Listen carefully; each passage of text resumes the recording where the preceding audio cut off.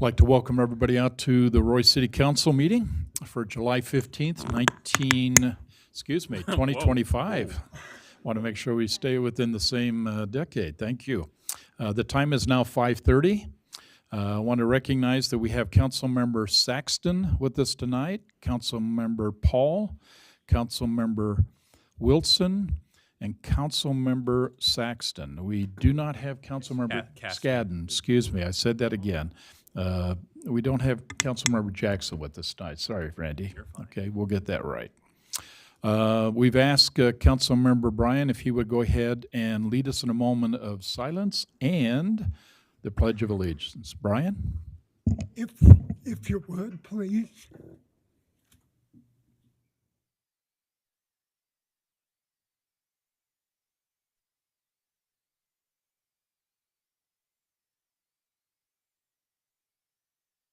Thank you. Now, if you would follow me. I pledge allegiance to the flag of the United States of America and to the republic for which it stands, one nation, under God, indivisible, with liberty and justice for all. Thanks. Thank you, Bryan. Okay, we do have, Council, we do have some consent items, specifically the May 2025 financial statements, some minutes from different meetings that we've had, surplus of fire department, the police department radios, and reappointment of the planning commissioner to the planning commission. First, any comments, questions, council, relative to any of the consent items? I just wanted to mention that I do have a few changes on the minutes, and I'll get those to you. And then I had a question in regards to the financial statement under revenue for park development. I just noticed that we had an excess from what we expected, and I was just wondering where that might have come from on the park development. Permits. Sorry, that comes on with building permits. And so there's been an excess of building than we originally anticipated last year. Okay, thank you. Okay. Any other comments, questions relative to the consent items, council? Okay. With that, then, do I have a motion then to approve the consent items with the changes that Councilmember Wilson will be forwarding to Brittany? So moved. Thank you, Randy. Okay, do I have a second? I'll second it. Thank you, Diane. All in favor say aye. Aye. Any opposed? Hearing none, consent items are approved. This is our public comment period. If you would like to take a few minutes specifically for and like to share anything you'd like to talk about, please step up to the mic and just give us your name and address, if you would, please. So any topic, we're not shy.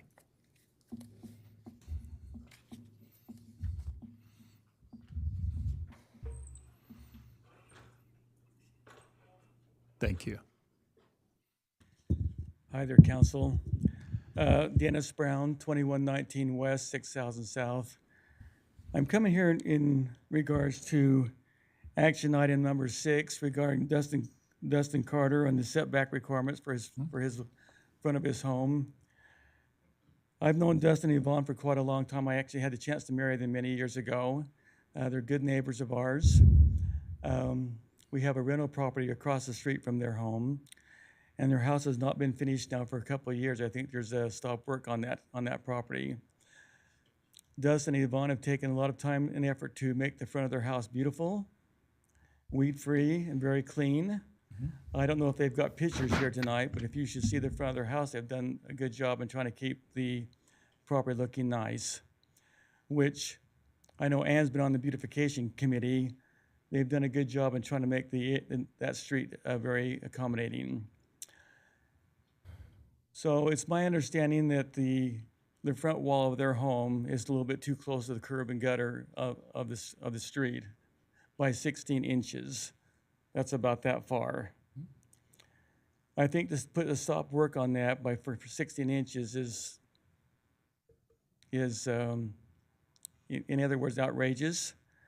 I've drove by the house to the south. A very nice looking house. The lady keeps her house very nice looking. And the rental property on the north of it, it appears to me that their properties are about the same distance from the street, from the curb and gutter as Dustin and Yvonne's property is. I'm asking that the council allow them to finish their house and not make them tear out that wall. If to tear out that wall would cost, I'm just guessing, $30,000 to $50,000 to redo their house for 16 inches. I think that's ridiculous. I think that's government overreach. I appreciate your consideration of that and rule in favor of Dustin and Yvonne Carter. Thank you. Okay. Thank you. Anybody else like to share a thought?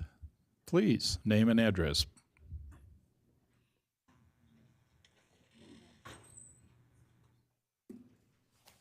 Hello, Hi. I'm Claire Brown. I'm the other half there, 2119 West 6000 South. And I'm just here also in support of Dustin and Yvonne Carter. As Dennis said, we live down the street around the corner from them, and we've known them for many years. And they're good community members. They've invested in living there in our neighborhood. They've invested money, time, they're raising their family. They've made that choice to invest in our neighborhood and community. They keep, as Dennis said, they keep their yard very nice. They put in the, whatever they call the landscaping that you don't have to water. Zero scope? And, yeah, so they've, you know, they've really invested in trying to be good neighbors. We love that about them. And I understand mistakes have been made with regard to their home addition. And I understand that these mistakes were the result of not getting accurate information and an urgency that they felt to care for family members by making additional room in their home.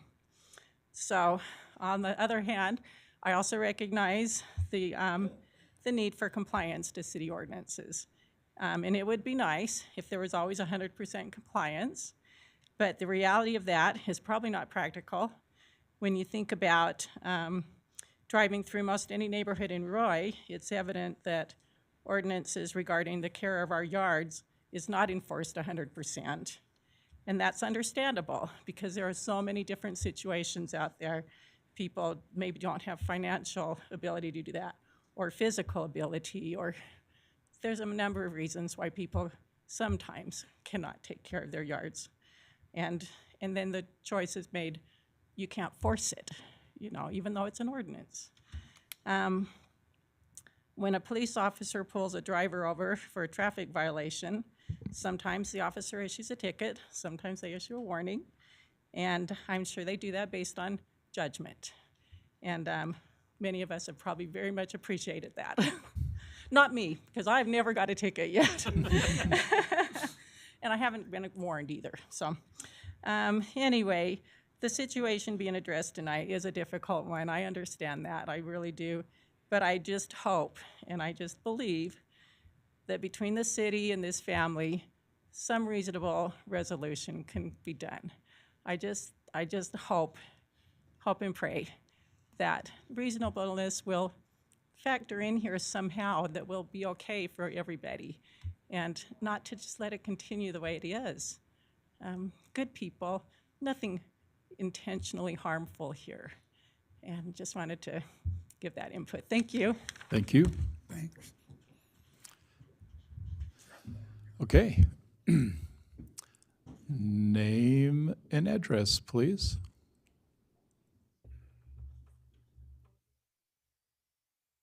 My name is Mark Woodfield. I live across it. My address is 5945 South, 2100 West, and I live directly across the street from Dustin. I've known of this problem. I've watched it develop over the years, and a couple of questions I had for him was, why aren't we finishing this? This was a few years ago, and he said, well, we're a little close to the street. We didn't know it. And as I've watched them finish their house, all the comments that have been made are true. It is the only house that faces west. And as I've walked up and down the street many, many times, 16 inches is not that noticeable. You can't even notice it because it is the only house facing west. I would ask the city council to permit an exception on this ordinance that has been set. I understand the importance of keeping ordinances and doing what's right, but whatever happened to cause it to happen, I feel an exception should be made so they can finish their home and we can be done with the problem. Thank you. Okay, thank you.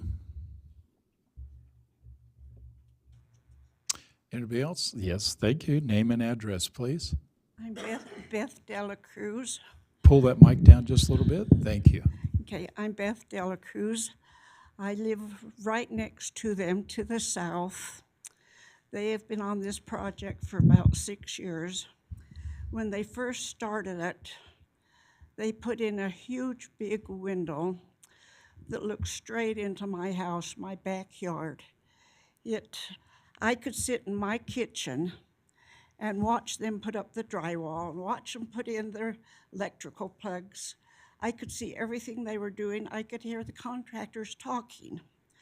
They could see everything in my yard. We had to put up a brick wall, which cost us quite a bit of money so that I could have some privacy, which I was not happy about, but I did need privacy. I called the city to see if there was a privacy law. They didn't know anything about it. They said that they had contracted things out to private industries in Ogden, and they had the building commission and everything. She says, do they have a contract, or do they have a permit? I said, I don't know anything about that. I'm only interested in this big window that looks into my yard. And she looked on the computer and she says, no, they do not have a contract. Well, that's been 6 years ago. Why, or building permit. I can't understand why Roy City didn't do something about it then. They have increased their property value, but with it being so close to my backyard, I'm sure it's decreased my property value. As far as them having to take down the front 16 inches, I say no, I'm willing to let that go. But they have got an overhang that I guess it's far enough away, but it looks like it's just right in my yard. From my yard, it looks like that. And if they would take down that overhang where they build an apartment there, where the original overhang was, and if they would have a time limit to when they have to finish this, I would be glad to say, go ahead and finish it. Take down that overhang so it'll give me a better look at the view. It's blocked my view of the sky and the trees and everything, the way they've built that. And they didn't take into consideration anybody in our yard and our home. But they are good neighbors. I like them. I have no complaint about them whatsoever. But I would like that overhead taken down that would give me a better view of everything. And I would like a time limit put on it. Okay. Thank you. Okay, thank you. Thanks for your comment.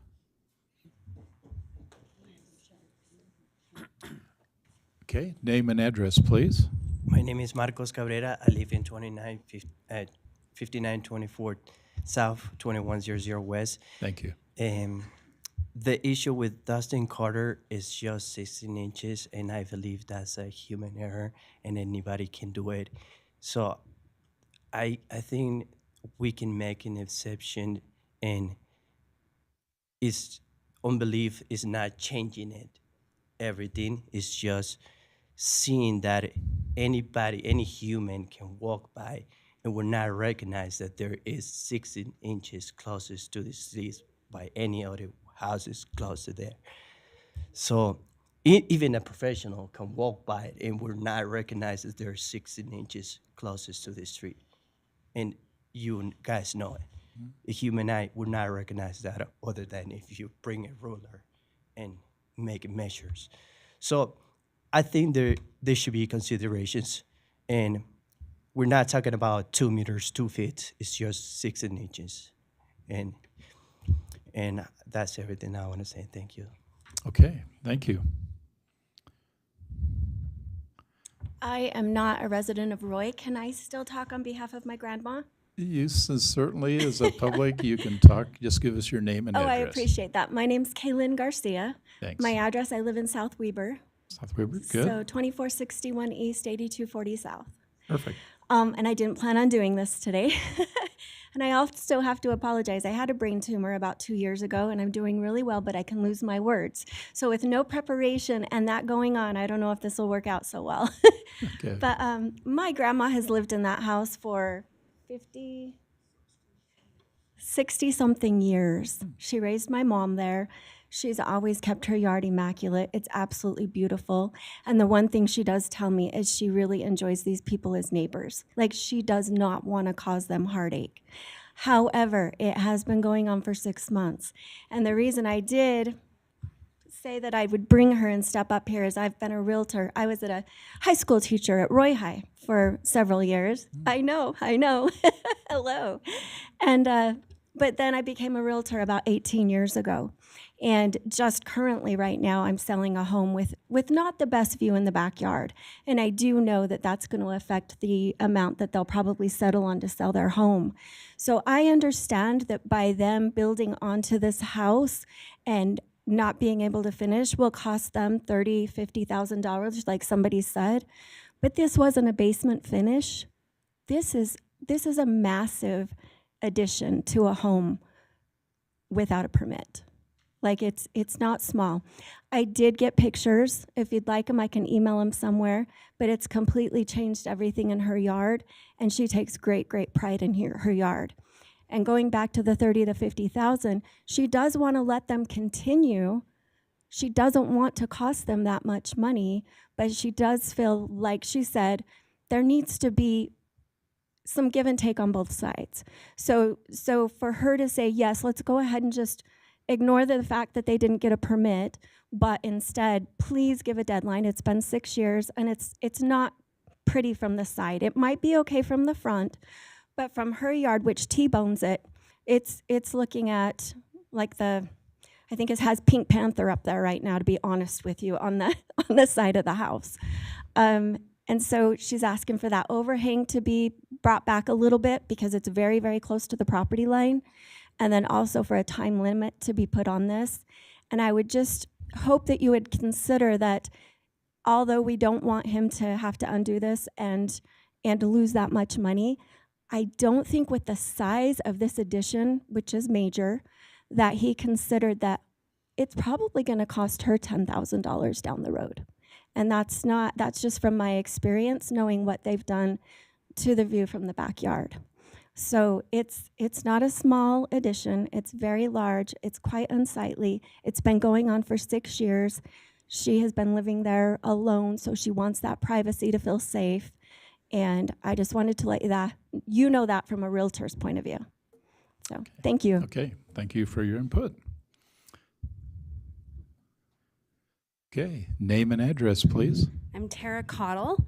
I live at 6061 South, 2225 West. Okay. I actually live in the neighborhood as well, and I have known the Carters for about 8 years. From my understanding, it was a mistake with the permit issue. And for me personally, I feel like we need to give people grace. Sometimes mistakes happen, and we can't undo that sometimes. I know that you, as a council, will vote against or for, but for me personally, that lives in that neighborhood, that lives and walks those streets with my dogs, with my husband, I would just ask for grace. For me personally, I know that if I was to build onto my home, I would not exactly know how to go about doing that, and I hope I would do it correctly. However, mistakes do happen, but I do feel like they are great people. I feel like they're very honest people. I've never had any issues with our neighborhood. And to be honest, I never knew that it was close except until they had to stop. So I did not notice that either. Thank you. Okay, thank you. Okay, anybody else like to share a thought?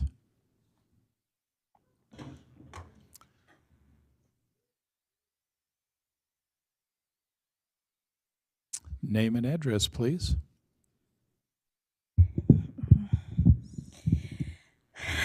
My name is Yvonne Carter. I live in the 5924 South 21 West.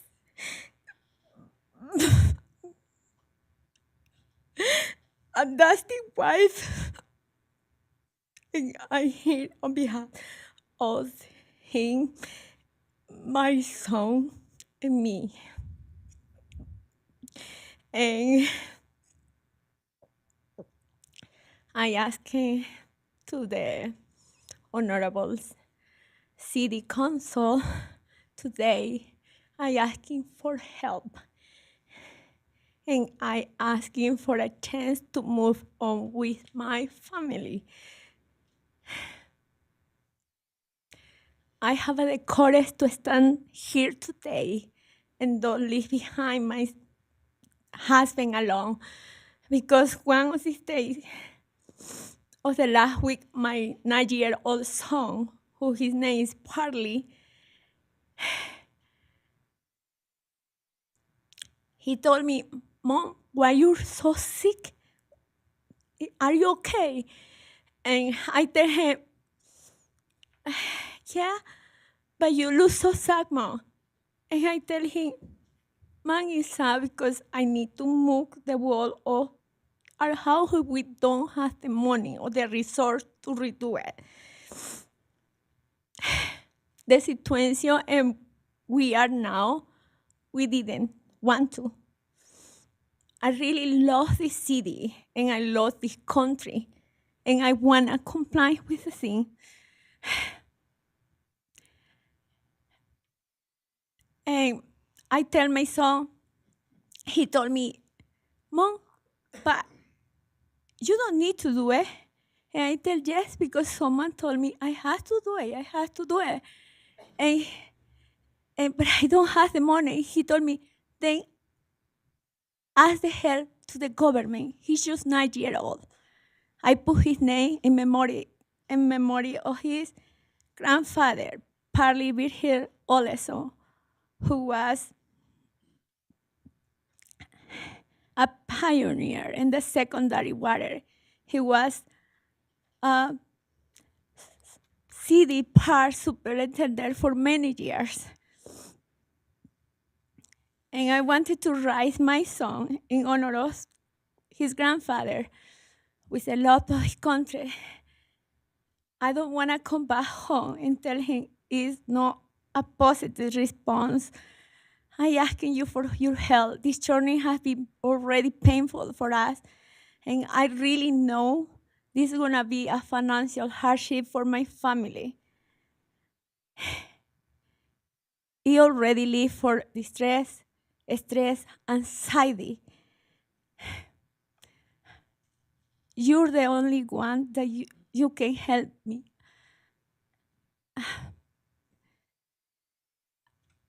I don't know what more to ask. I just ask for help and for a chance, please. I need a chance for my family. I really need it. Thank you. Okay, thank you.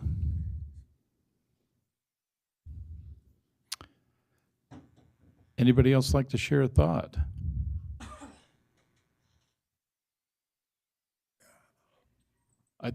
I'm sensing you're coming back up to speak again. Well, I'd like to we just want to share 4 minutes with everybody. So anybody else have anything else they'd like to share? And Mayor, she also would not get an additional 4 minutes, so she's already had her opportunity. Agreed, yeah. Please, name and address. Thank you. Yeah, so I'm Ty Chaston. I live at 3751 West, 5575 South. So a little bit of change of subject here. Mine is in regards to the July 8th Planning Commission meeting that I attended, and there was some discussion there, some things that were not put in your guys' packet very clearly that my wife spoke about. And so I'm going to shorten it quite a bit according to what the general plan calls for, why we're going to change the general plan, and why it's not sufficient to change the general plan. Could you speak a little closer to the mic? Yeah, so the general plan for single housing at 2349 and 2365 West, 6000 South. During that planning commission, the question came up about the general estate plan, or the planning, and what it means for affordable housing. That's why they're making the change. As we went through that, in that meeting, the commissioner discussed how the project may or may not meet the state definition of moderate income housing, and admitted moderate income housing is a moving target. So I guess our general plan doesn't really mean a whole lot. They also approved that change for the R5 to allow 89 townhomes potentially to be in there with one ingress, one egress. And the main question is renting for $4,000 a month or buying a townhouse for $400,000 a month affordable housing? When you have a city that averages around, what was it, 91,000, Randy, we talked about, of what the general income is, and then if you take that and you do the percentages, you should be looking at renting just under $2,000 a month, but yet I think we've heard $4,000 a month. So the general plan to change that for affordable housing is not significant. And so I think we need to hear some great discussion about why we're going to approve this. I'm not against change. I'm not against the fact that we need to build. I'd like to see that, but I'd like to see the safety and wellness. When we have one ingress and one egress, you imagine 89 townhomes, that's approximately 220 cars, 2.5 vehicles per townhome trying to get out while emergency crews might be trying to get in. We have a significant problem there. On 6,000 next to the railroad, like the Rail Runner, same kind of issue that you guys are facing there, where they're gonna have to come out, take a right-hand turn, can't take a left. If there's a train, there's a potential of emergency crews not being able to get in as people are trying to get out because we don't have dual access. We have dual access with 2 attorneys. We have redundancy, but we sure don't have redundancy at these 2 locations. I think it really needs to be reconsidered and addressed, and that the developers need to figure out the safety of those potential newcomers that will come and live in the city. Okay. Thank you. Okay, thank you. Okay, name and address, please. Yeah, excuse me, Blaine Esplin, 4523 Trailside Drive. Again, talking about the Rail Runner development, but before that, I just want to say thank you. Thank you to the Roy City Police Department. I read those reports of all the calls and how they're kind of short, and had the interesting time a little over a week ago that I needed a call, and we had a very kind, very understanding police officer spend time with my wife and I and helping out a stranger that needed help and getting this lady help. So thank you. Thank you, Councilman Scadden, for spending time in our neighborhood and driving around and trying to find solutions to this problem, upcoming problem of traffic. We have, with Rail Runner, 220 plus, maybe 300 rentals, not townhomes, but rentals, apartments coming in, and there is 2 roads. It's great that North Road is open, but you know what? It's the best kept secret. The Rail Runner, I signed up. I said, hey, maybe I want to rent there. And I thought, maybe one of my kids will want to eventually live there. They offered to take me on a tour. I was busy that day, but the day they did that, they put flags out on 4800, which caused some stir, and you guys heard about it. And they put flags out there in the parking strip and the right-of-way that they shouldn't have, saying townhomes, come rent. And on their marketing materials, on anything, there's no mention of that road at 4000 South. You drive by it, and it says private road, no trespassing. It's the best kept secret. So what if there's a road there? If nobody's going to use it, it's going to put the great burden on our neighborhood. The traffic study that was done, I haven't looked at it in a while, but it assumes that 50% of the traffic is going to go through 4,000, 50% through 4,800. That's not the case. Can we do another traffic study? Come on, we need something that says, look, we've gotten 80, 90, 70%, whatever, traffic going through our neighborhood there at West Park. If that were to be done, that traffic study said it would take our quiet neighborhood where kids play in the street and enjoy that from an A to, I think, a B minus it was, and the traffic grading goes D, E, F. I'm assuming that if it's going to be the way it looks like it's going to be, yeah, the road's open, but nobody knows about it. Nobody's going to use it. Construction equipment still goes through our neighborhood too, by the way. But if that happens, that is going to go from a B minus to a C, a D, and E. I don't know. I'm not a traffic engineer, but let's assess that. Let's look at that. How bad is it going to be if it continues like it is, where the vast majority of the traffic is going to be going through our neighborhood? Let's see. On the agenda tonight is talking about the stop sign. I appreciate Councilman Scadden's I've heard from the neighbors. He's been out in the neighborhood talking to people. I talked to a couple of neighbors there, the Furmans that live on the corner. They're like, yeah, put up a stop sign, stop the speedway, you know. Says people are, construction people, and I talked to one lady that about had her kid run over by a construction worker, just I think in a truck or a private vehicle coming out of there. It's a concern already just from construction. So I would say, yes, let's put the stop sign in. Let's do what we need to. If we need to add speed signs in the future, three-way stops in the future, I don't know. Whatever we need to do, I would appreciate that. Also, it's been mentioned of this other, excuse me, this other thing on the agenda of the overhang. I just want to mention, let's not build any further south. Have you seen the plans on phase 3 of Rail Runner? The Furmans are there, the fence is there. They're going to have these 3-story ones like you see now. They're going to be right up to the property line, looking right into the window of all those homes along that road. Don't do that, please. Please don't. It'll increase traffic. It'll be bad. Let's just not.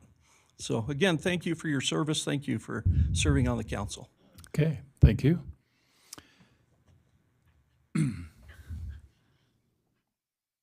Name and address, please. My name is Taylor Anderson with Cole West, the developer on the proposed project on 6,000 South. I just want to make it uber clear, and I may have misspoke to make there be a misunderstanding, but these are for sale townhomes. There's no intent to rent for $4,000 a month. I think I may have said we were trying to get them under $400,000, and maybe that's where it went to for rent. But these are for sale townhomes. We want to add to the housing in Roy, and we feel this is a great location for it along the trail, the railroad tracks, butting up next to townhomes in Sunset City and on the border with Clinton City as well. And the only reason that the R5 zone is being proposed is because we were trying to amend the R4 to go to 18 units an acre. We want to do 56 units, not 89. We're not trying to just slap on as much density as possible. We feel like 56 units in our proposed concept plan, and I have that here if you'd like to see it. Okay. Is a very reasonable.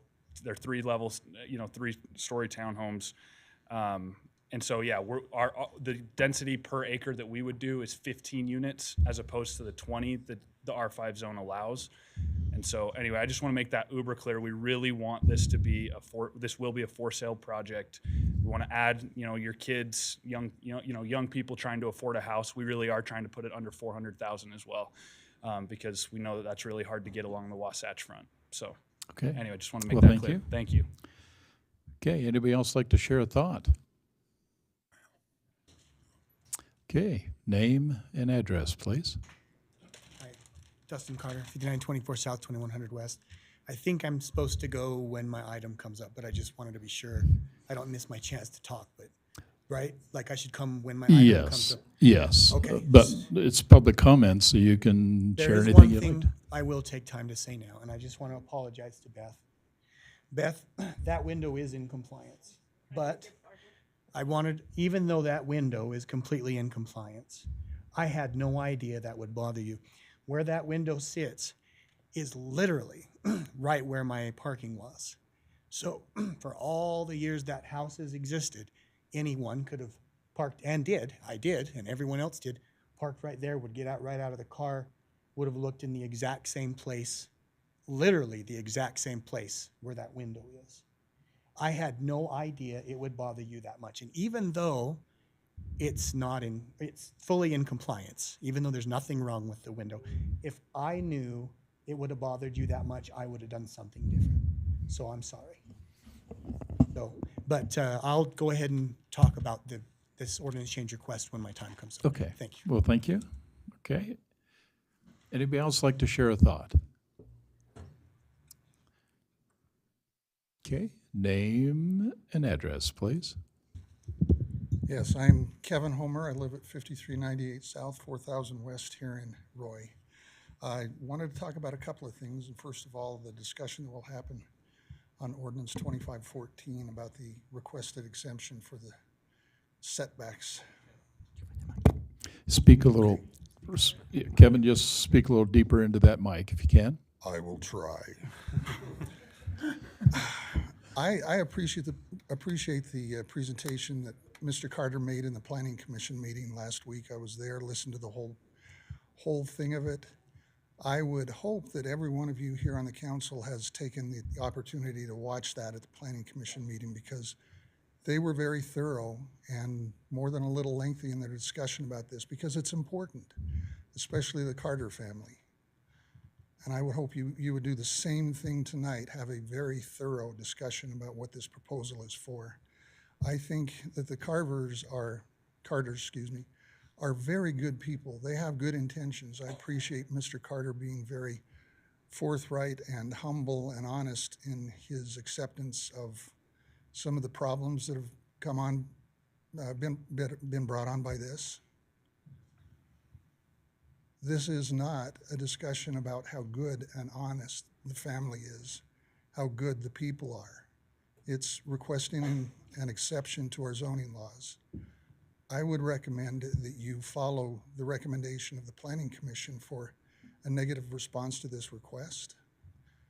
I have also spent a little bit of time with Mr. Parkinson trying to get some ideas about what the Carter family could do to work around this, and some of it involves actually making minor modifications to the current build.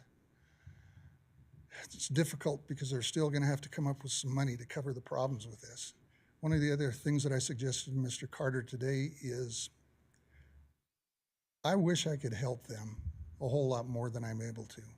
I suggested to him that if there was a GoFundMe account set up where myself, all the other people that know them and give wonderful character recommendations about them, let's throw some money their way. I don't have very much to give, but I will give what I can if there was a GoFundMe account to help them out of this problem. The other thing I wanted to talk about really quickly has to do with ordinances here in Roy, specifically about signs. And this is a comment to everyone that's currently a candidate for office here in Roy City. If you are not able to understand and follow the ordinances of Roy City about where it is legal and not legal to place signs, if you cannot understand that little thing, it's very doubtful that I will be able to trust you and your judgment on big things. As a candidate in Roy City for office, do a better job of understanding the ordinances and laws. Thank you. Okay, thank you. Anybody else like to share a thought? Oh, okay, one more. Name and address, please. Hello, Council. Tim Higgs, 5381 South, 3400 West, Roy. Is this okay? Can you hear me? Yeah, just tilt it a little bit. Better? There you go. Perfect. Okay. So I just had two quick items. Number one, regarding the sign that Councilmember Scadden has recommended. I don't live in that neighborhood, but I have heard the multiple concerns brought to this group from that neighborhood and from those that have gone through there, both in traffic and in living.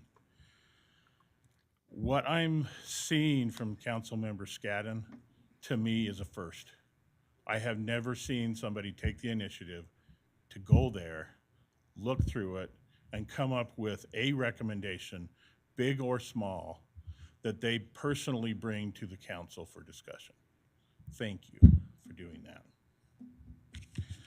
The other thing that I wanted to mention, dealing with Dustin Carter and the building that is going on there, I've never met the man. I've never spoken to him.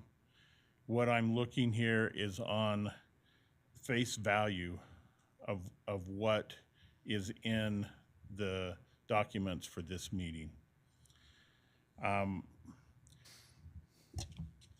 The issue that stood out to me, and I just would hope that this is not the case, but in about the 4th paragraph down on this request, it says, the real issue with this request is that Mr. Carter built onto the front of his house without a permit or approval for making the 23-foot, 8-inch property line and encroaching.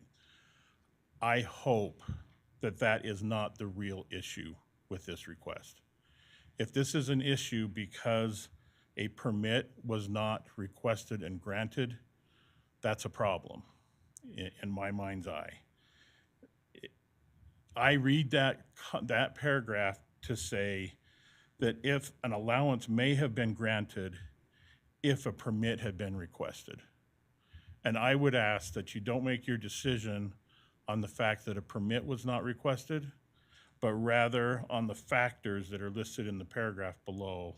Is this the right thing for Roy? And those 5 questions. But if this is a permit issue, then follow the consequences of a permit issue. But I would have problem if that is the real issue with this request. Agreed. Thank you. Okay, thank you. Okay. Name and address, please.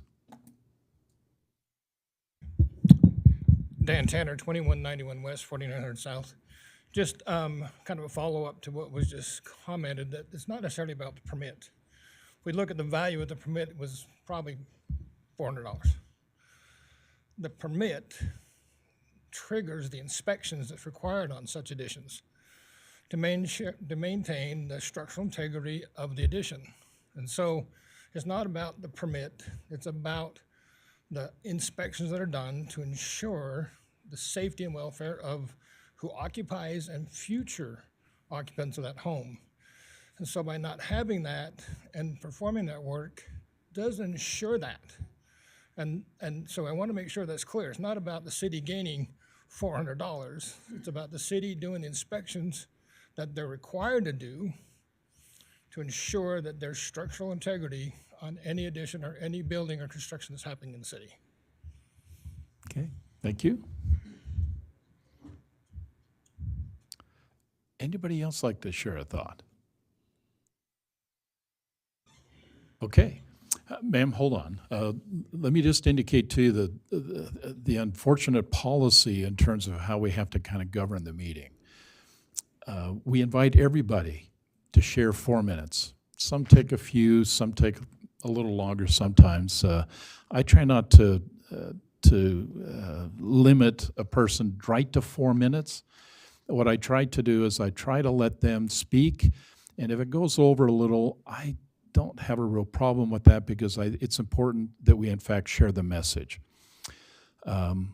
These public meetings, to be very honest with you, have nothing to do with the council. They have everything to do with you and everybody in here. That's why we have them. They're public. And to have a voice, to listen, to make sure you feel comfortable with it. But we put the standards in terms of that time, of whether it's 4 minutes or someone takes 3 minutes, to just say anything they want to say. Short of creating a riot, I will indicate to you, I've pretty well accepted just about everything anybody says, even sometimes when they say some things bad about me personally, and that's okay. They have every right under free speech to share their thoughts. But to allow the meeting to function as it's designed to function, we needed to give everybody that 4 minutes. Now, in your case, you took your time. I've got your notes. It's now part of the public record. If I was to allow you to come back up and speak again, then I have to allow every one of the individuals here to come up and speak again. And that was never really the intent. The real intent is just to basically say, any topic, any issue, you can share with us, and you did, and we appreciate that, okay? But at this moment, okay, I really cannot afford to allow anybody to come back and let's go back through all those conversations and rebut those conversations. We'll be here all night. And as you well know, most of what I'm hearing coming out is an agenda item that we're going to have a real serious conversation on. And that conversation with the council and the staff and property owners is going to be crucial for us to get a decision tonight in terms of what's in the best interest to the city. So I apologize. I don't want you to feel offended that I won't let you do that, but I just want you to understand this. I just need to make sure we operate within the rule. And the rule says, thank you for your comment. We appreciate that, but I really need to move on. You okay? Okay, thank you. So assuming there's no more comments, public comments, we'll go ahead and move on to our first presentation. And with that, we've asked our UDOT friends to talk about, in this case, 5600 and what's about to happen. So please pay attention of what's about to happen. This is important to all of us.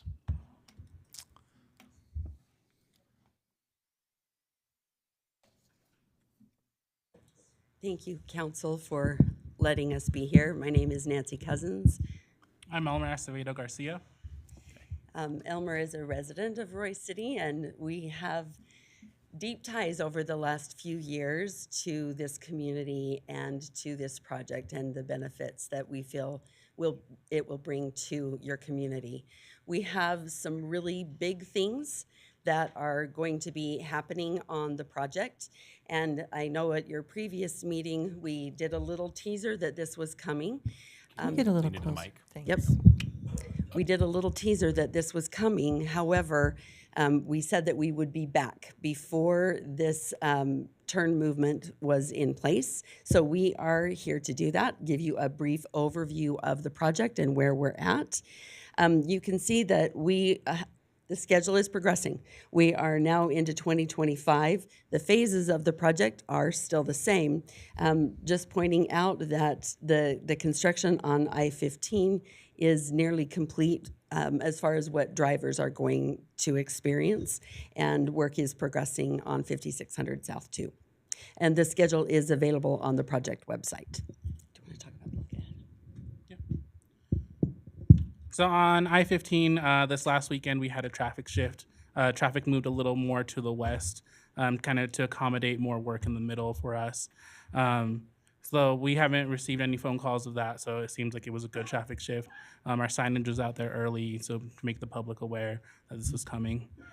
This upcoming weekend, we are going to be closing all the ramps for I-15 here in Roy. To accommodate this new turn that is going to be implemented for the weekend. So the ramps are going to be closed Friday night, Saturday night, and Sunday night from 7 p.m. to 5 a.m. So yeah, this entire weekend it'll be closed there. And this is just 5600. All of the ramps on the I-15. freeway, yep, on and off the freeway will be closed overnight. Right. And they will be, what's the streets we're redirecting to? Yeah, so we're redirecting to connect to 650 over in Clearfield and then up to 31st Street in Ogden. Okay, so or Riverdale if you're going to Salt Lake. And it'll just be overnight. Just overnight. Just overnight. Okay. They need to do that overnight in order to get the configuration put in place. So that's what they're going to be working on. So they'll close all of that so they can get all, they've got to do some restriping, they've got to put up barricade, they've got to do a whole bunch of work underneath. And the only way they can do that is to close the ramps overnight. Okay. The next thing we want to talk about is the work along 5600, the UPR bridge, so the bridge that goes over the railroad tracks. We are getting ready to do our next girder set there. So we finished one side of the bridge, now we're finishing up the other, or setting the girders for that. That is also going to be a full closure of that bridge. We're going to be diverting traffic over to 4800 and 6000. So traffic can kind of go around the bridge there. That is going to be an overnight closure as well as we set the bridge for that. Okay, now, just so we understand. Girders too, the final ones. Okay, so public, let me just make sure you understand what we just told. We're shutting down 56 at the bridge overnight. 6000 is shut down because we're putting a roundabout at that location. So everything is either going to shift to Clinton or we're shifting to 4800, going literally east and west. Everybody understand that? Okay. Overnight, though. Just overnight. Yes, it's in the evening for all of it. Starting at what time? 7. 7 Okay. o'clock. 7 is the 7 to 5 or so in the morning. Okay? Please. So our next is Freeway Park Drive is finally open. As you guys kind of knew that new configuration up by the base, you kind of do the loop around. We are finishing up the sidewalk and driveways there for those businesses. So that is finally coming to an end as you guys can enjoy that. Kind of a new way to get around the base area. Yeah. And lastly, Yeah. So we prepared a video.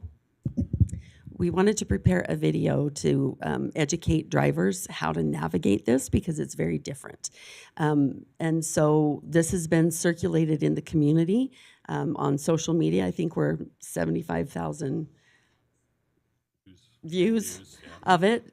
And so we encourage everyone to keep sharing. So we have sent it to the cities of Roy and Riverdale, all of the businesses, all of the networks that we have, but wanted you to be able to see it here, and we can answer questions about the video when it concludes.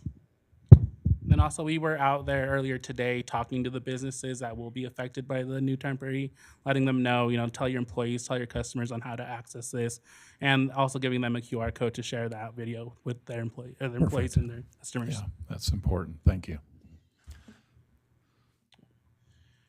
These are just some photos of just the preparation as we get used to that. There is going to be some temporary lighting there. Again, it's temporary. It's not going to be the permanent configuration. The Utah Department of Transportation is currently working on the 5600 South project within the cities of Roy and Riverdale in Weber County.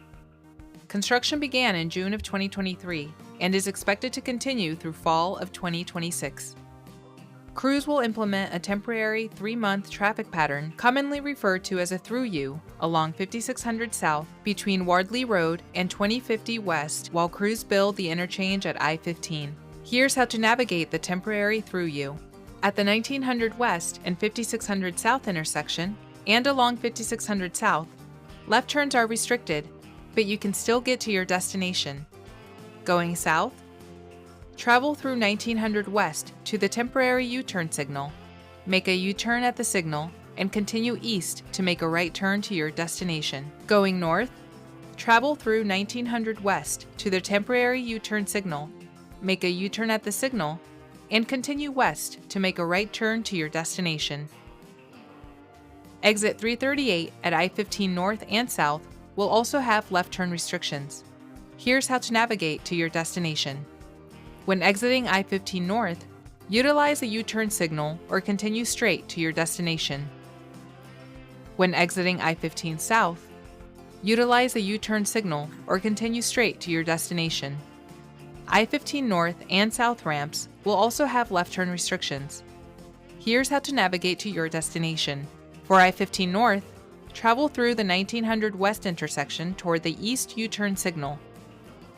Make a U-turn at the signal and turn right onto northbound I-15.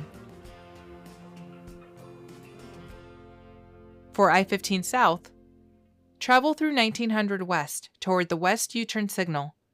Make a U-turn at the signal and turn right onto southbound I-15.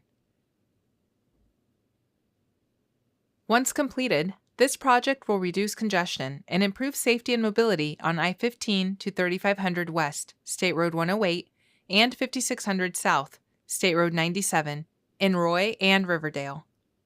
For the latest information on traffic patterns and restrictions during construction, visit u.traffic.utah.gov or contact the project team.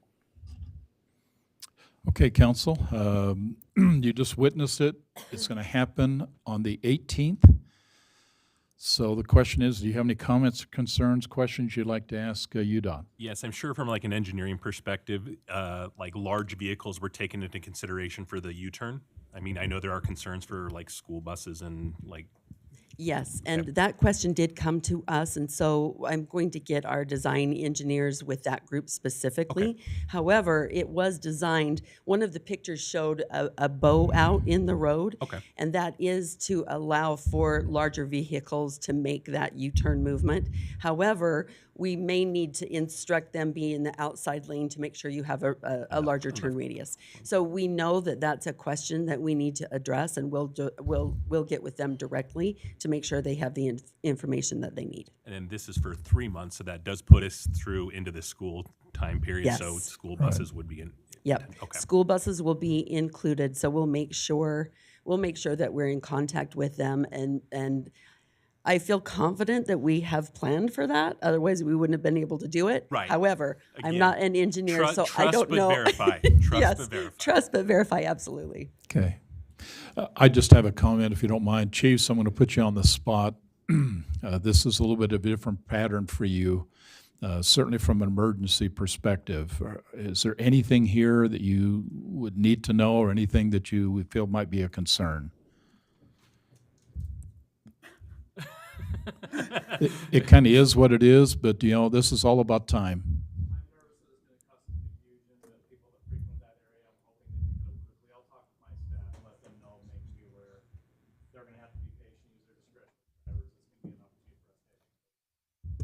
Yeah.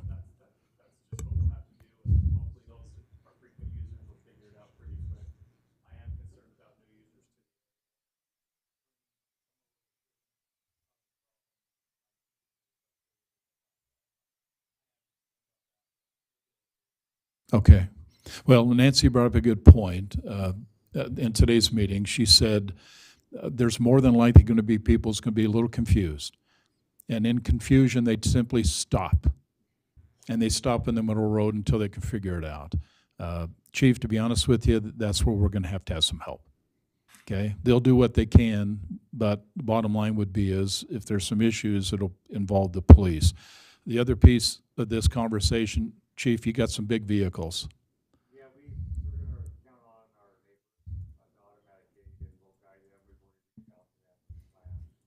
Okay.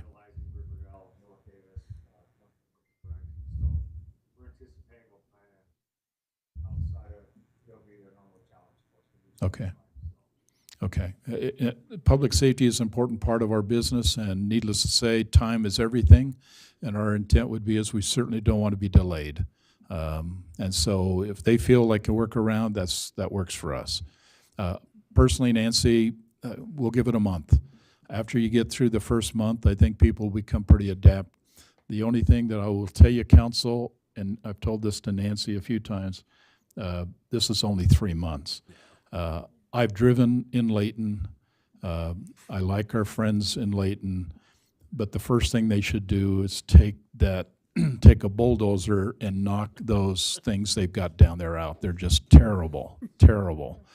We just don't want that to be a permanent fixture in Roy, and it sounds like it's not going to be, so we're excited about that. It's important for you to know the reason that they put this plan in place. This opens up like the shape of a football size area in the middle of everything so that the contractor can work unimpeded. So the purpose of it is really good. You're going to see a lot of work happening in the middle, and this configuration allows them to do a lot of those necessary pieces while keeping to UDOT's goal of keeping traffic moving. Yeah. So the only way we can do this without a closure is to implement this through you. Perfect. No, were you the voiceover? Is that you? No. Oh, it sounds like it. It sounds like it. I could do it, but no. Good. Council, any questions, comments to Nancy and her team? quick comment, just well done, and thank you for the video and the explanation. That helps like tremendously. When you started this a few years ago, you came and said we won't close down 5600, or as minimal as possible, and you have done that. And so to do 1 or 2 days, nights, hats off to you, because I really was thinking, I live off of that, and I thought, I am going to have to find another way to live. And you have done so well keeping it running and moving, and couldn't be happier with it. Thank you. Yeah. Go for Chief Gwen. Oh, Chief. I do have a question. Sure. Oh.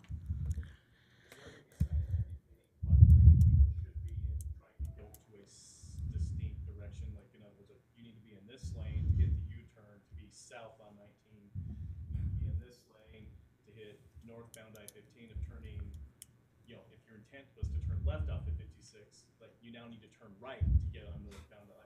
Is all that signage going to be there and marked in those lanes as appropriate so people know in advance what lane they need to be in? Yes. So all of the signage should be in place, but knowing that that configuration is to get people to make right turns, I'm worried we have too much signage out there. So I do believe there will be enough, but there's definitely going to be a learning curve of which lane to be in to get to the destination that you want to get to, and how quickly you need to make that movement. Okay.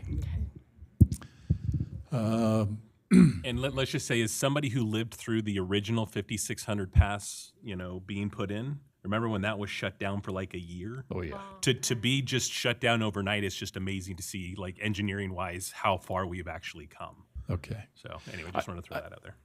I don't normally do this because this is a presentation, but to be honest with you, Nancy, this is, if there's one thing about everything that we have been doing since June of 2023, this is the single event that's going to probably create more confusion, certainly going to get a lot of phone calls to the city.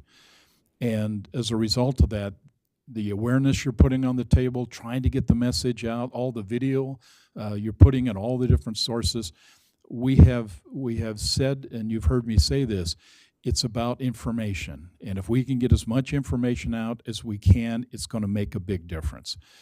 Having said that, and I don't do this very often, but I want to make sure those in the audience, if there is a question, that we make sure that's on the table so we can work it here, because on the 18th, this is going to happen. And when it happens, okay, the bottom line is going to be is we need to be prepared. My fear, to be very blunt with you, these kinds of actions will have a tendency to drive people away from the city. Why go down into this mess when I can just go around it? Easy to say, maybe even comfortable to say, but it has an impact because many people shop in our city. A lot of people transit to homes in our city. And so everything that I think Sophie just said is perfect. You have done an incredible job keeping this open as we're going through this rather extensive update. But this one's going to push away. So my concern would be is let's listen to what the people have to say, figure out what we got to do.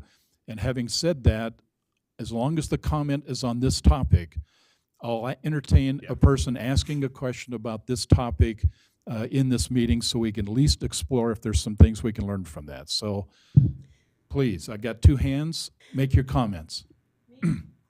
Please, I need to hear this, so you got to walk up.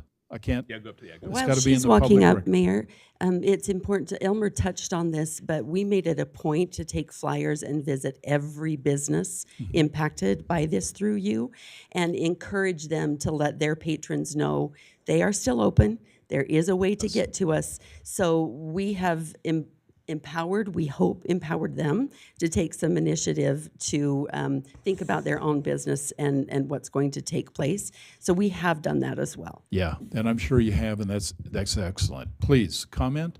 Just give me your name and address and make your comment. Patty Renter, 5634 South, 3100 West. In the signage, that's what my comment is. If the signage is just painted on the roads, that gets really in congested traffic. You can't even see anything on the road. That's just something to be aware of. And then also, if it's up higher where we can see some kind of a format, that's really helpful. Okay, thank you. One more comment? So Ty Chaston, 3751 West, 5575 South. When we had the construction going on 3500 and 5600, 55, there's a lot of accidents that happened there Yeah. coming westbound. I don't think it was because of signage, it's because the lines weren't clearly painted. Yeah. And we had many people that were going from the left-hand turn into the intersection, pulling into the straight through.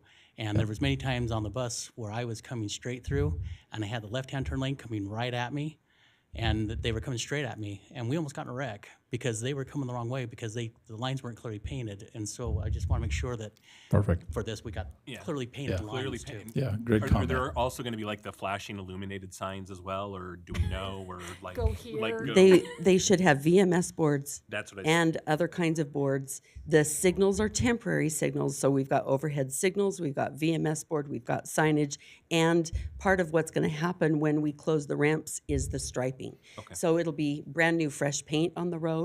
So we're hoping we've covered all the bases. That being said, if anyone notices anything that we need to adjust, we want to hear that sooner rather than later so that we can get our crews out there to take Excellent. a peek and Yeah. make adjustments. Great comment, Nancy. Thank you for that. And by the way, for the public, we try to, and Nancy, you and your team have done this, put a lot of cards sitting on that receptionist desk as you walk out. There's two types of them, two UDOT cards. One is SR 108. That's a project that's unfolding now that is in process to deal with the widening of 3500. Just recognize SR 108. This project is SR 97, and you need to pick up that card if you want to talk to this team about something you see or something you think is important. And they have been incredibly accommodating to help. They visit schools, they visit businesses, they're getting their message out. I promise you, if you ask, they will provide you the answer. And if they don't know the answer, they will find it. So please, if you would, if you got questions or ideas that you think are important, send to this team. They will help you find solutions. Okay, council, anything else? Thank you. Thank you so much. Okay, we look forward to getting through the next 3 months and we'll have a report. Okay? Perfect. Thank you. And just our contact information as well for anyone Right that there. needs it. Yeah, excellent. Thank you. Okay, council, we have some action items, specifically consideration of Resolution 25-20, honoring a member of our community. I say a member of our community. She has certainly been part of this for a long, long time. So Michelle, we'll put it over to you and then share your thoughts on this, please. Yeah, Mayor and Council, thank you for letting us be here with you today. For Roy Days, we wanted to celebrate the community spirit of the event just a little bit more with a formal recognition of our 2025 Grand Marshal. And so with that, I will turn the time over to our Roy Days coordinator, Lizzie Badger, to make this presentation.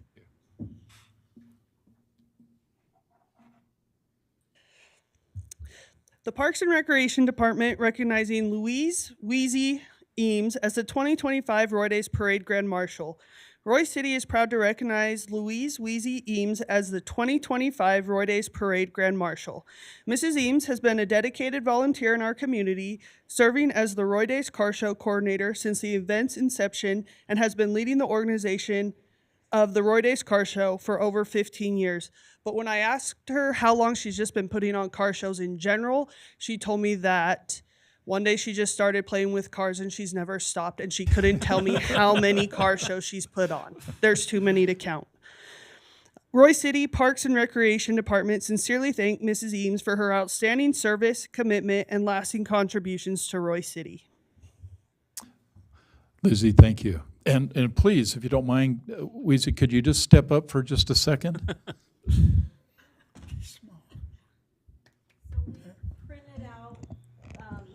Resolution. Good. That's perfect. Okay. Well, thank you so much.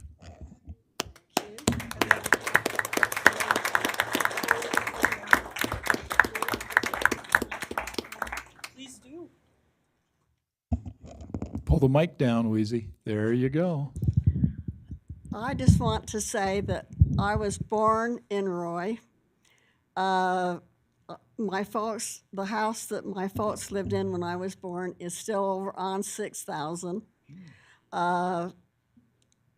My folks lived up, I had aunts and uncles that lived up along 1900.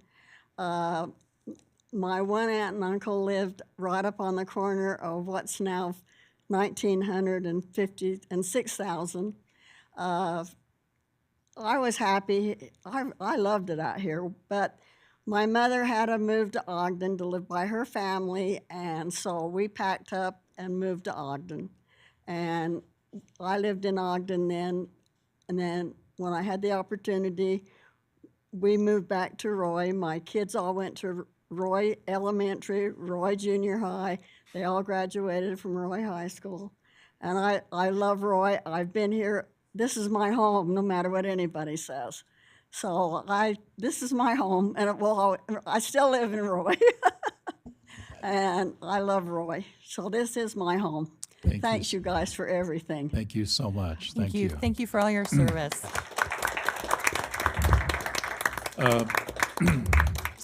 Michelle? Council, any comments or questions? Just can't thank you enough, Wheezy. Appreciate it. Yes.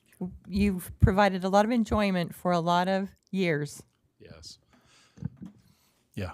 And she's got one of the biggest and best car shows coming. Every year it seems like just more opportunities to see things I've never seen before. So thank you so much. Mayor. Okay, thank you, Michelle. Mayor. We now need to... Mayor, where this is a resolution. Yes. Okay. Yeah, he was getting there. And I do like Matt. We've got a lot of Matts here, so I have to say Matt Wilson. He just wants to make sure I get this done right. So we do have a resolution, and with the resolution, I need to take a vote to make it official, even though the parties have left.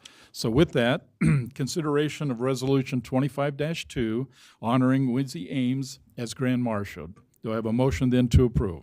I move that we approve consideration of Resolution 25-20. Thank you. 25-20.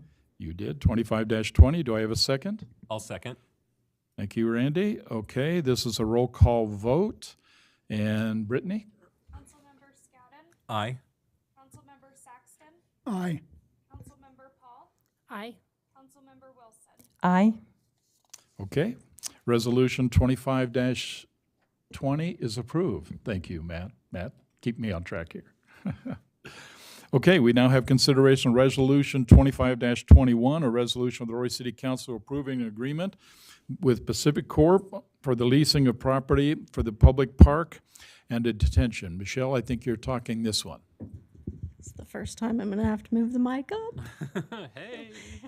Mayor and council, thank you again. This is Resolution 25-21, an agreement between Roy City and Pacific Corp to lease property for a public park and detention pond located at approximately 5700 South and 3260 West in Roy, most commonly known as the Roy City Dog Park. So I'm happy to answer any questions. This is just an extension of an existing lease that just expired. Okay, any comments, questions, council? Now, my only comment, Matt and I talked about it briefly, would be is, to my understanding, and Brandon, you may have a better feel for this, this is the only retention basins that we lease. All the other ones are either owned by UDOT or we own them. Is that a fair statement? Okay. And it's just a unique element of this particular place that really is requiring us to do that at this time. So, you know, just an interesting fact as we assess all this. So, any comments, questions, council? I noticed on the agreement that there's an automatic 3% increase. And is that something that's been done in perpetuity before this time as well as coming up? Or is that something new put in? The lease prior was actually a $1,000 increase each time. So this is more favorable. Yes. Okay. Okay, thank you. Yeah, you're welcome. Yeah, I noticed that too, Diane. Okay, other comments? Okay, with that then, do I have a motion then to approve Resolution 25-21, a resolution of the Roy City Council approving agreement with Pacific Corp? So moved. Thank you, Randy. I'll second. Thank you, Sophie. Okay, this is a roll call vote. Brittany? Aye. Aye. Aye. Aye. Okay, thank you. Consider a resolution 25-21 is in fact improved. Thank you. We now have resolution 25-22, a resolution authorizing and approving an interlocal agreement with Weber County for the provisions of technical forensic services for Roy City. Chief, I believe you're talking this one. Yep, thank you, Mayor. So this is an interlocal agreement we've been part of actually for going on 25 years now. We typically renew these for 5 years, so this will put us out till 2030. This will allow us to work with Weber County Crime Scene Investigations, who does all of our photography, 3D scanning, forensic services, evidence collection on major cases, thereby allowing us to free up our staff to do the things that they do. So we're paying for the experts to come out and handle these cases for us. Okay. Thank you, Chief. Comments, questions for the chief? Everybody okay? Okay, then do I have a motion then to approve resolution 25-22, resolution authorizing and approving the interlocal agreement with Weber County? So moved. Sophie, thank you. Do I have a second? Second. Thank you, Brian. Okay, this is again a roll call vote. Brittany? Aye. Aye. Aye. Aye. Okay, thank you, council. Resolution 25-22 is approved. Thank you. Now we have, thank you, Chief. Now we have consideration of ordinance 25-10, a continuation of a request to amend the general plan, the future land use map from a single-family residential to multifamily residential. Brody, I think you're leading this conversation. Thank you. Thank you, Mayor, Council.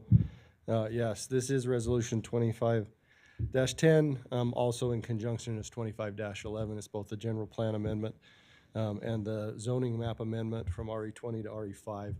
I know the developer's here, so I'll just kind of introduce it and allow him to speak. I know he came up in public comment and provided some information. But this is back on. I believe the council heard this on June 17th, voted to table it along with a couple of changes to the zoning code. The applicant, the developer, the property owner, then asked the Planning Commission to rehear it for a change to our current R5 zone. That was heard last week in Planning Commission. There was public comment made. Planning Commission forwarded a 7-0 recommendation for the approval of both the general plan amendment and the zoning change to R5. With that, I think we'd give it to the developer for a minute, and I can ask any questions if needed after he gets done. I brought the concept plan, and I thought it'd be easier to just hand out. That's all right.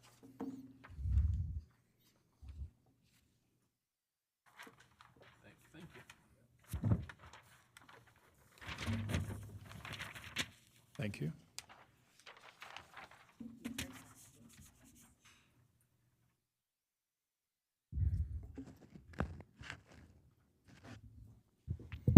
So like I mentioned earlier, we're proposing a rezone to the R5 because we're wanting 15 units per acre, and there's not a zone that fits. Like R4 is 12, and then R5 is 20, and so we're not proposing to maximize the density. I don't know if I made that clear. Just want to make sure of that. But this is our concept plan, very preliminary, 56 townhomes, 3-story, yeah, for sale product. I guess I kind of covered it when I came up in the public hearing, but do you guys have any questions? Okay, council, do you have any questions relative to this this request for ordinance change? In the common open space on the backside, you doing like a? Yeah. Is it a? Yeah. So Like a right now playground there's or- potential wetlands in that area. Okay. Oh. That's why it's that. So I that's was why it's colored. outlined like that. We're Gotcha. still trying to investigate that. Gotcha. But yeah. Okay. Okay. Now, if you remember back in June, we basically asked Brandon, specifically asked, in fact, does he have the capacity with the utilities that would need to be involved in this? And he indicated he does. That capacity would be the sewage and water that would come from more than likely 6,000 or whatever you got at that location. So I just want to make sure you understood that was a conversation that we had. I don't know if this is the time or place, but there had been a request in regards to some traffic concerns. Do I address that to you or maybe to Matt? I suspect a traffic study has been done to make sure that the ingress egress is okay. Maybe we can, maybe we can just address that traffic concern. Yeah. We're planning on doing a traffic study. Oh, sorry, go ahead. That's actually something that would be in relation to any final plans, basically. Okay. Yeah, so it's not related to a rezone. Not now, okay. Yeah. Thank you. Don't you just hate that when that happens? Because you always have questions, and appreciate the comment you said for sale. You made that comment. We could not ask you that. Yeah. And so, you're sharing some information that typically we would not be involved in. Certainly between you and the Planning Commission, if the rezoning gets changed. So, but you can ask anything relative to you think is important, and I think Matt Wilson will help us define whether or not there's going to be a borderline, whether or not that's something that should be asked later. I have a question, and maybe I don't know if this is a comment I can make right now either. So is there been discussion on going through that into the Clinton? No? Yes? No. That would be related to a project, and that was something that would come later. So this is, Okay. yeah. Okay. Okay. Sophie, do you feel comfortable with this? Brian, All right. take your best Go shot. for Brian. Brian? Okay. Maybe? Maybe. Square feet, about how big would these three-story units be? No, No. that would be a no as well. It's a rezone. It's a rezone. We're not talking, this is, again. Okay. I'm sorry, I conceptual. probably shouldn't have brought the concept plan because that's probably for. We get excited. I just wanted to give you a picture, that's all it was. Okay. Understand. Okay. Yes. Well, that's 3 strikes Appreciate there, it. Brian. We appreciate it. I'm not going to say anything. We're good.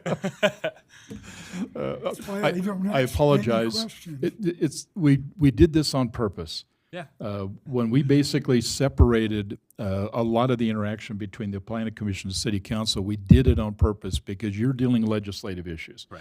They'll handle all the administrative components of this.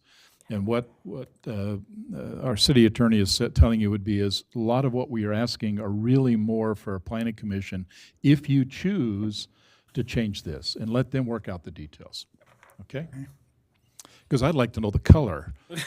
But bottom line is that city attorney is not going to like me asking that question. Okay. Anything else you'd like to almost ask? Yeah, well, I want to share. Can I share? Share Yes, we're whatever gonna you find like. out. It's your meeting. All right. These are going to be for sale units. You said that. When I first moved to Roy, I lived at 2427 West, 5600 South. And the new overpass took out where I lived, okay? But I can assure you that those trains are going to be mighty loud on those last couple of units, and they're going to hear them every night. Yep. So are they going to be less expensive? Not related to the I don't rezone. get it. All right, I'm an old reporter, I was fishing. He's got some good excuses. I can mention that has been a concern. We are planning on putting a precast wall to, like an 8-foot precast wall. But that's, again, probably not part of it, but. Well, then see, the question was worth asking. All right. We're skirting. I like it. Okay, council. We apologize, but we certainly want to make sure that we look at this from its intent, and that is we're really talking about your authority based on the recommendation of the Planning Commission to consider a general plan amendment. And all the things that's encompassed. Because remember, the general plan by its own nature is the future. And if we feel like we need to make adjustments to that future, then this is what this conversation is. And that's the question you have to ask. Okay. Council, any other questions or comments you'd like to make relative to this particular ordinance? Okay, hearing none then. This is a consideration of ordinance 25-10, continuation of a request to amend the general plan, the future land use map, from a single-family residential to a multifamily residential. Do I have a motion then to approve? So moved. Thank you, Randy. Do I have a second? Second. Thank you, Sophie. Okay, this is a roll call vote. And Brittany? Councilmember Wilson, Aye.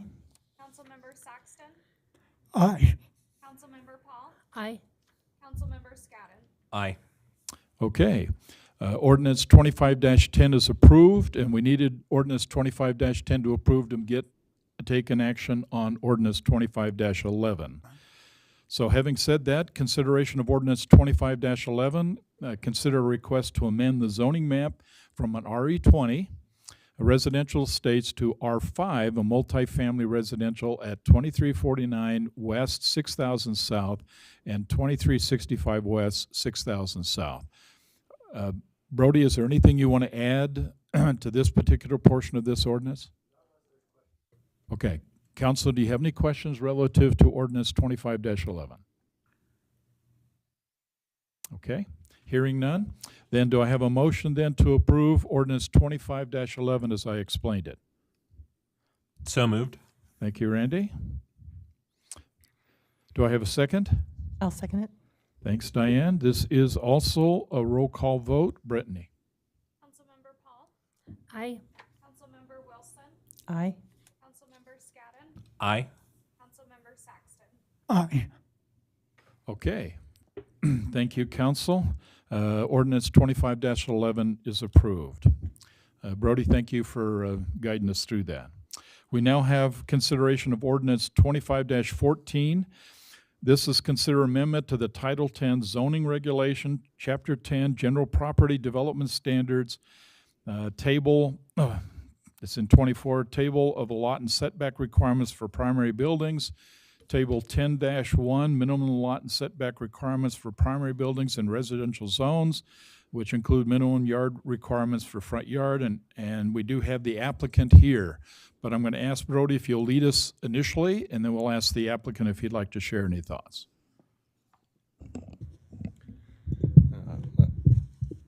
Again, thank you, Mayor Council. Yes, so this is here based on the resident application. Quite frankly, I think the public comments gave pretty good background, so I won't dwell on that.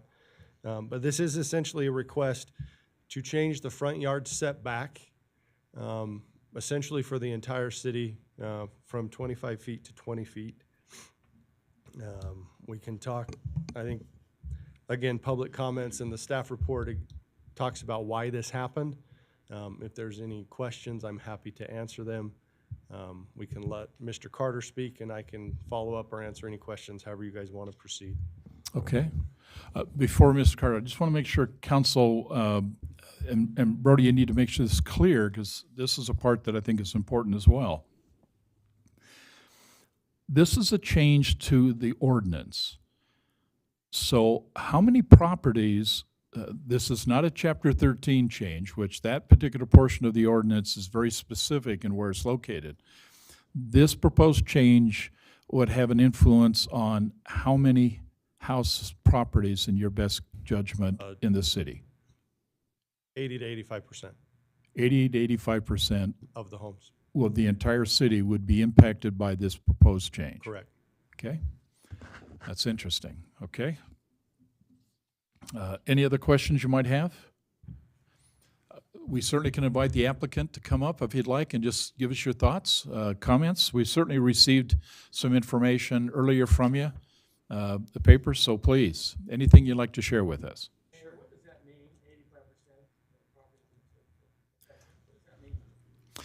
Well, to my question, and the reason why, Brody, I needed to ask that is because anytime there's an ordinance change, it's never against a single entity. It is literally every building that's impacted under that ordinance. And today, there are two fundamental ordinances that we have within that. I mentioned Chapter 13. Chapter 13 is established ordinance that deals primarily in two places. Well, actually three now, because we recently changed that. One, it basically looks at all of the development that would take place down on 1900, what we call the business district.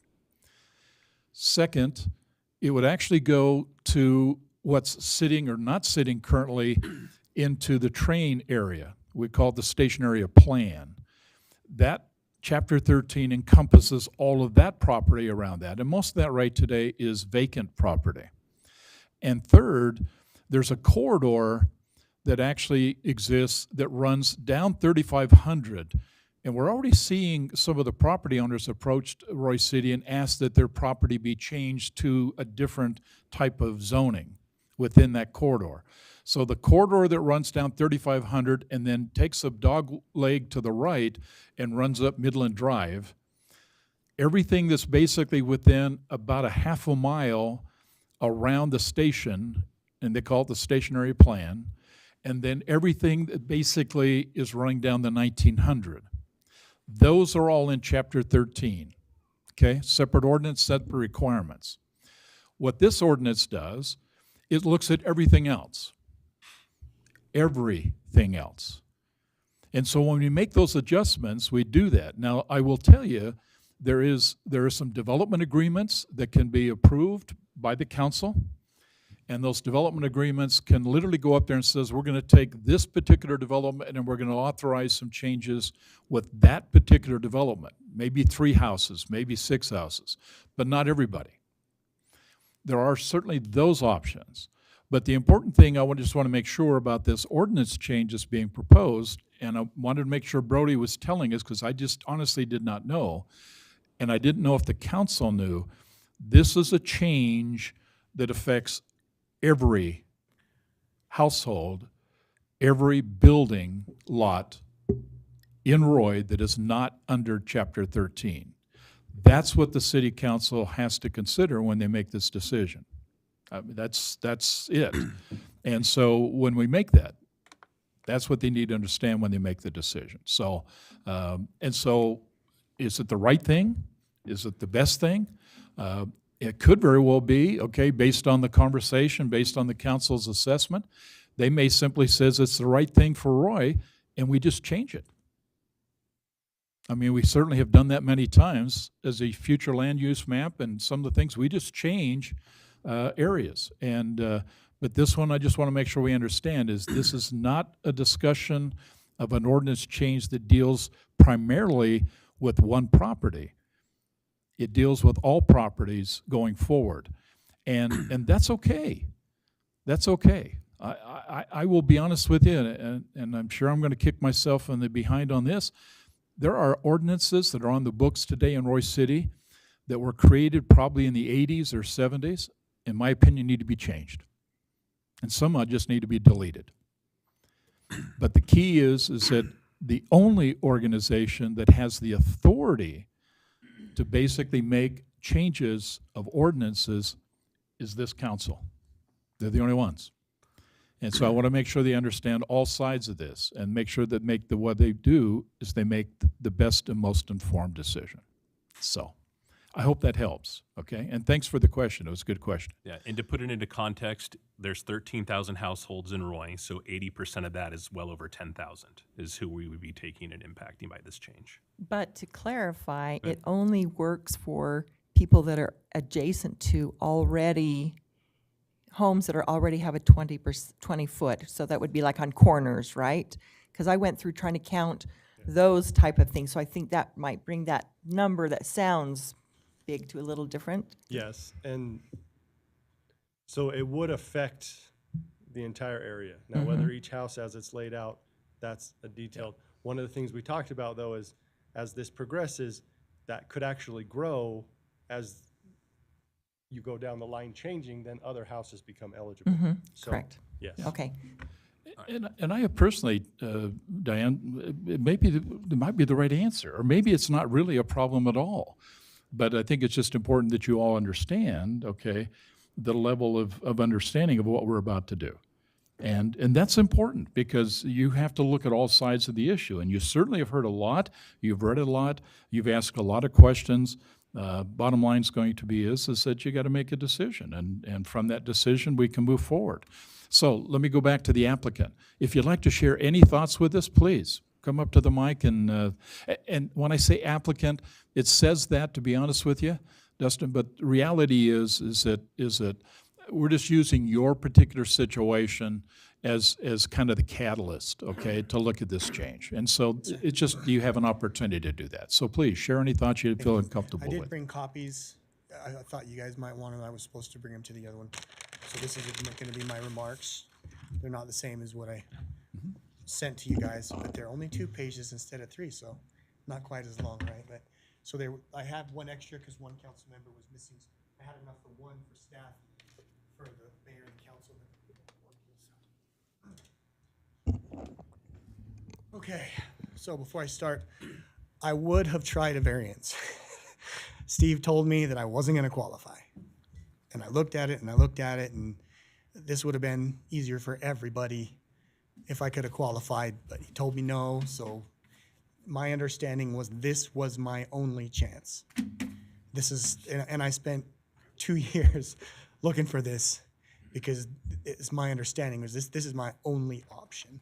If I'm wrong, anyone at any time in the future, please feel welcome to show me another option. But I'm following based on the information that I currently have. So I'll go ahead and read what I have here. Got my glasses on here. Yeah. Can you get up closer to the mic? Oh, sure. Can you hear me now? We're good? Yeah, All right. good. Good afternoon. I greatly appreciate the time taken by city leadership to meet with me today. I'm also grateful to all those who came to support me in this endeavor. Truth is, most of them are here from my wife. She's better than I am, so. But anyway, I wish to thank as well those members of the Roy City personnel for the relative patience they have had in working with me thus far. While we have not agreed on every detail in regard to the issues facing my property, I do believe they have tried to work with me beyond that which they were required, and I appreciate their willingness to do so. As I presume you have had a chance to read the explanation I sent through email, there are really only a few points of clarification I'd like to present with the desire to convince you to stand with me by voting in favor of my ordinance change request. Now, at the time, I didn't realize it would have affected as many properties as this gentleman is saying, so the wording may be a little different, but the message should still be the same. First, I am here to try to get the issues on my property on track to a final conclusion in a reasonable time frame for myself and my neighborhood. But I am here also to more effectively comply with the direct command of Roy City itself to focus on getting my front addition completed before anything else. Now, let me just expound a little bit on that. Since this started, Gail's not here to speak, but I have complied with everything they've told me to do, and I will continue to do so. I've tried, and I will keep trying, and I will not stop until this entire issue is resolved. So I want you to know that, but we're just here to talk about this one issue tonight. Okay, so second, the only possible way for me to get that addition covered and completed without taking nearly a decade to do so is for this ordinance change request to be approved. No matter what happens today, I will keep trying. My family and I are already saving as much as we possibly can while paying down debt at the same time. But coming up with $50,000 will take many years, and there is no way around it. Even if the city did decide to move towards an abatement, all it would do would be to move the wall itself, and likely leave things looking worse than they do right now. It would not make full completion of the project faster, but would instead leave me with another massive debt that would push me towards bankruptcy and eliminate my ability to save, to do anything at all, frustrating the very command I have been given by the city. Third, the concerns raised at the Planning Commission meeting were in truth purely theoretical and do not stand up to serious review. Indeed, not a single example of the issues raised would be likely to occur to any meaningful level, nor cause the slightest injury or inconvenience to Roy City or its citizenry, even if they did. I, however, can give a perfect example of a home having a setback just as the ordinance change request would potentially allow without any problems at all. Now, Beth is gone, but I'm talking about Beth's home. She lives to the south of me. The home directly to the south of me does indeed face another street. And because it is on a corner, the current setback rules allow it to choose between front and side setbacks. However, the reality is that anyone who walks past that house would consider the front of the home to be on the side currently listed as its side setback, a mere 20 feet from the sidewalk. All issues raised during the planning meeting would potentially be an issue for this home. But none of that has ever materialized. The home has been there for many decades, just as it is, without any issues at all. The home is beautiful, and its distance from the street never has nor ever will be a problem. There are many other homes in the city just like this one. Their front doors at a mere 20-foot setback without any problems at all. People who wish to have a large vehicle, as brought up in the planning meeting, should and would purchase their own home to match their own specifications or desires. The same could be said of a motorhome, trailer, or boat. Those decisions are for homeowners to make, not the city. Again, there are many homes around the city right now with the exact same setback my ordinance change request would allow with absolutely no problems at all. The only change that would occur here would be to allow a few more residents the potential option of having the same choice as their neighbors have. That is what you call fairness. And fairness should always be considered the greater issue when measured against mere technicality with no meaningful harm to be had. Finally, the reality that I was able to find 10 different cities with similar ordinances shows two things with clarity. Issues of basic fairness within their cities, like my own, have already been debated in a variety of places, ending in the very ordinances like the one we are discussing today. And it is also obvious that these exceptions have not caused any serious issues in those cities, or they would not continue to be found in their respective municipal codes. It is true that just because other cities do something does not mean that Roy must do so as well. But it is also true that what has worked well for these other places can work just as well for Roy City. I state again, and without reservation, I am trying to solve this problem not just for myself, but for my neighbors as well. And I'm trying to accomplish what I have been ordered to do by the city itself. There is no benefit to anyone in making this process last a decade, which it surely will if I am forced to proceed without this ordinance change request being approved. This is a very simple issue. If you approve this request, everybody wins, and nobody will be harmed or disadvantaged. On the other hand, if the ordinance change request is denied, everybody loses. Obviously, it will hurt myself and my family the most. But it will also force everyone around me to live with an eyesore, an unfinished construction project, for an extremely long time, even as I make every reasonable effort to save up to finish it. I plead with you, from the depths of my heart, please help me solve this problem once and for all by voting yes to this ordinance change request. Thank you again for your time. Okay, thank you for that input. Okay, council, you've got new information. You had obviously the packet information you've read. Let's have a conversation. Who'd like to start? Sophie? I'll go. We'll start one end and move around. So what are the options for a development agreement?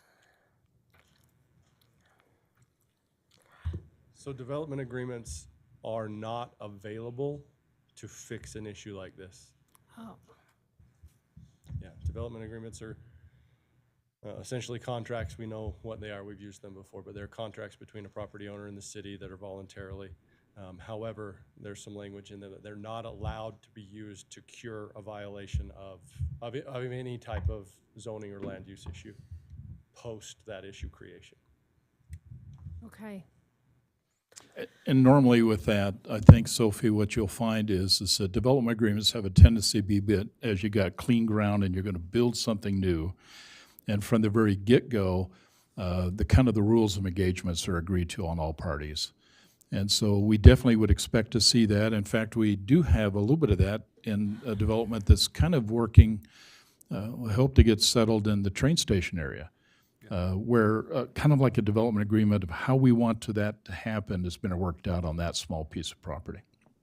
Yeah, because my whole thought too was also, in fact, I even bounced it off of legal to see if a development agreement was something, but again, it's not a cure since it's already been done. So that's what we have to address. So. Yeah, and typically, Randy, in these kind of unique situations, a variance request is the normal process. Right. And in the variance request, any agreement, if in this case the hearing officer agreed with the applicant, then what would take place is that the record would show that particular property would be approved of variance, and nothing else. Okay, just that piece of property. And that's all done through the ombudsman, correct? That's all. That's it's yeah. No. Yeah. No. No, there's a hearing officer that. Right. It's a third party is what I'm getting at. It is a third party, and then they also have an opportunity to appeal the district court. Yeah, and they can appeal it to the district. So is that off the table then, like he was saying, that there is no longer a variance? No, it's hard sometimes if the city indicates whether a variance is in fact should be done or not done. I feel bad about that comment, only from the standpoint is that anybody has a right to file a variance application. And everybody has a right to go to a hearing officer and plead their case. The state law is very clear that the 6 elements that are found in that variance have to be satisfied, all of them, not 1, not 2, not 6 or 5 of the 6, all 6 has to be satisfied to be able to qualify for a variance, and the hearing officer has to look at that. But the purposeness of that variance is really just to say we've got a unique situation. Brody can probably talk to us a little better in terms of hardship, and it's really set to allow that to happen. And that's where the variance process is intended to work. Matt Wilson, is that a fair assessment of the variance process?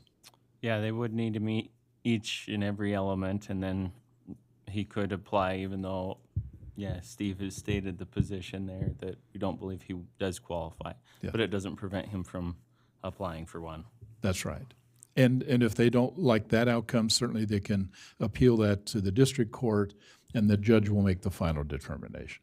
I mean, there's some really options that are available under this case. Okay. Brian, I think you had a comment. I got a lot of them.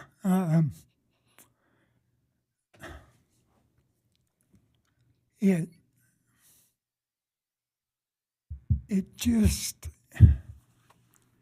seems like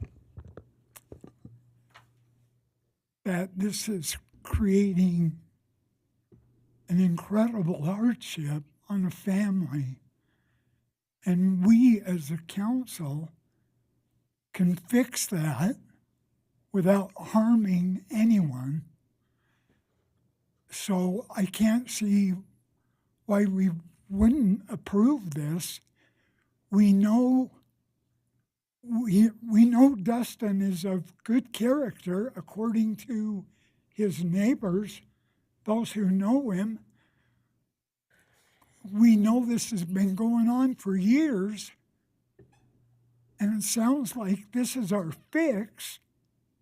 So why wouldn't we take advantage of it? And that's my opinion. I know the Carter family.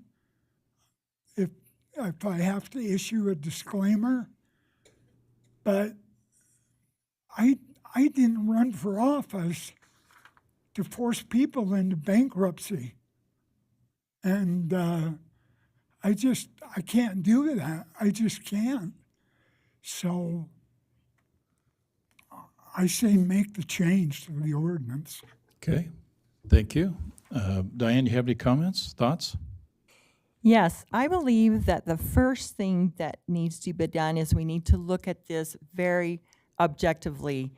And I appreciate that Dustin's situation is the one that brought this to light, but I would like to take and sever the current concerns and look at this ordinance just as if it were any ordinance that would come from the city council. I would like to take a look at it and be careful that we're not considering this as a reward to someone or as a punitive measure to someone, as just an ordinance that's been proposed. And I believe part of those parameters need to be, could this proposal be beneficial to residents in our city? And the second, we'll need to look at the disadvantages and advantages, and do the disadvantages outweigh the advantages? And so I believe that if we take a look at the advantages, as I've tried to analyze this, I believe that one of the primary advantages would be a benefit to property owners' rights with less regulation. I believe that oftentimes we have overregulation, and we have to have some regulation, but it does seem to be a small enough amount that would be an advantage. I believe that it could increase opportunities for other residents in the city to possibly have a higher percentage of ADUs, or the IADUs, because it might give them a little more flexibility that they need. I believe that because of this option, it might increase housing, and that's been one focus of the governor and the state legislature. Now, certainly there are disadvantages. I believe the parking is the number one disadvantage. I believe that even if we take a look at this as, as an ability to help with ADUs or IADUs, we still have to look at parking. But if we take a look at the citizens that would possibly be affected by this, meaning, so as I was looking and counting, it pretty much is limited to those that are living next to someone on a corner, because the corner is the one that does the 20-foot option on the side. So although it affects our entire city, I believe that the actual number of homes would be much less than that because of the limited scope of this exception. And one of the key things is, if it does shorten the parking, then what it does mean is, in and of itself, that just means the person doing an ADU or IADU has to meet that parking requirement in a different way. So it might be difficult, but on the other hand, they would still just have to meet that. I believe some comments that I've heard were about aesthetics, but in general, I don't believe that, I believe that's a non-issue. I don't believe the aesthetics, going from 25 to 20 foot in a 150-foot stretch, would be a significant change or a problem, because they already are, next to someone that's 20 foot distance for a setback. The other thing that I think helps really more so than anything is the whole trend in our zoning is decreasing setbacks. We have now zoning areas where our setbacks are 15 foot from this road. Some are 5, 10. So the whole trend is going towards closer setbacks with shorter driveways. And I believe that is only going to continue as we listen to the way the state legislature is going and the request that the governor is giving and what we're seeing here in our city. So if we take a look at it just that way, that in and of itself means we want to be a little bit consistent. If our city is pushing towards closer setbacks and increasing housing options, then this could definitely be helpful with that. I believe that we had a meeting a month ago that talked about spot zoning. The comments have already come up across cities and in our city and other cities, how with this focus on increasing density, there are going to be developers that are going to be buying clusters of homes. And the last packet said spot zoning is important to allow increased density. So that's a little bit of a reach and a little bit of a stretch, but at some point in time, if we're looking towards the future, that will most likely happen. Parking in and of itself is always or generally an issue there. We don't have enough parking when we have higher density. So again, the parking issue, although it's a disadvantage, I believe still needs to be solved with the current criteria, and that this exception change would not alleviate that. I believe that in the situation of adding on, it could actually allow for a larger home, which could then have an increased value. I believe that it would not form a big issue in the future.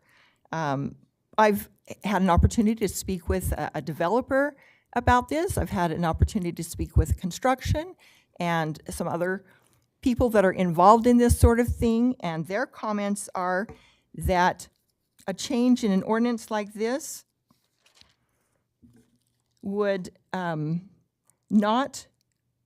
they did not feel that this would be a significant recurring problem, and that with the trends, they didn't feel this would be a significant problem, and that it wouldn't actually be a concern for them, especially with that small amount.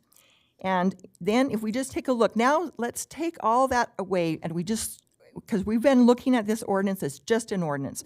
We're not looking at the person or anything like that. Now, if we take a look at this specific location, and we do take a look at that house on the south, that home on the south, that is, I think, a very challenging thing. It's semantics only. They said that their front setback is the 30-foot side, but the front 20-foot setback, which was actually very nicely explained by the presenter, that's a bit of a concern to me, because when you take a look at the reality of it, that is just semantics. If we're allowing people to have a front yard that's 20-foot setback just because they're on the corner and just because they choose that to be their front yard versus their side yard, that is not a consistent thing. And our presenter mentioned the word fair. I think that probably meets that. And so as I have struggled with this and talked with our staff, I believe that this zone change could actually benefit some people. I don't believe it will benefit a lot of people, but I don't believe it will have a significant disadvantage to it.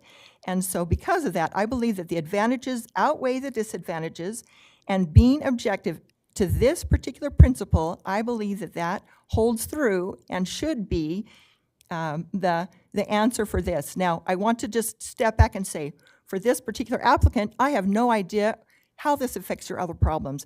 You may have enough other problems that it doesn't solve all of them, but that has nothing to do with what we're talking about right now. We're only talking about this particular zoning change and how it affects the full city. And thank you for listening to my thoughts and my research in regards to that. But with that being said, I believe that this could be beneficial to the city to make this change. Okay, interesting. Council, I think you heard some interesting conversations here, some questions that I'm not so sure I can honestly say I've heard before. What I mean by that is, and I'm not asking, I want you to ask this hard question, I'm not asking you to tell me, have you visited the site? Yes. Yes. Okay. I'm a little concerned that this situation maybe will be a little bit problematic for you if you're saying is, well, if this is not an isolated issue, that there are in fact other situations that exist within our city, that needs to be an awareness that you need to have going into this conversation, because the real issue is this fair? Is it equal?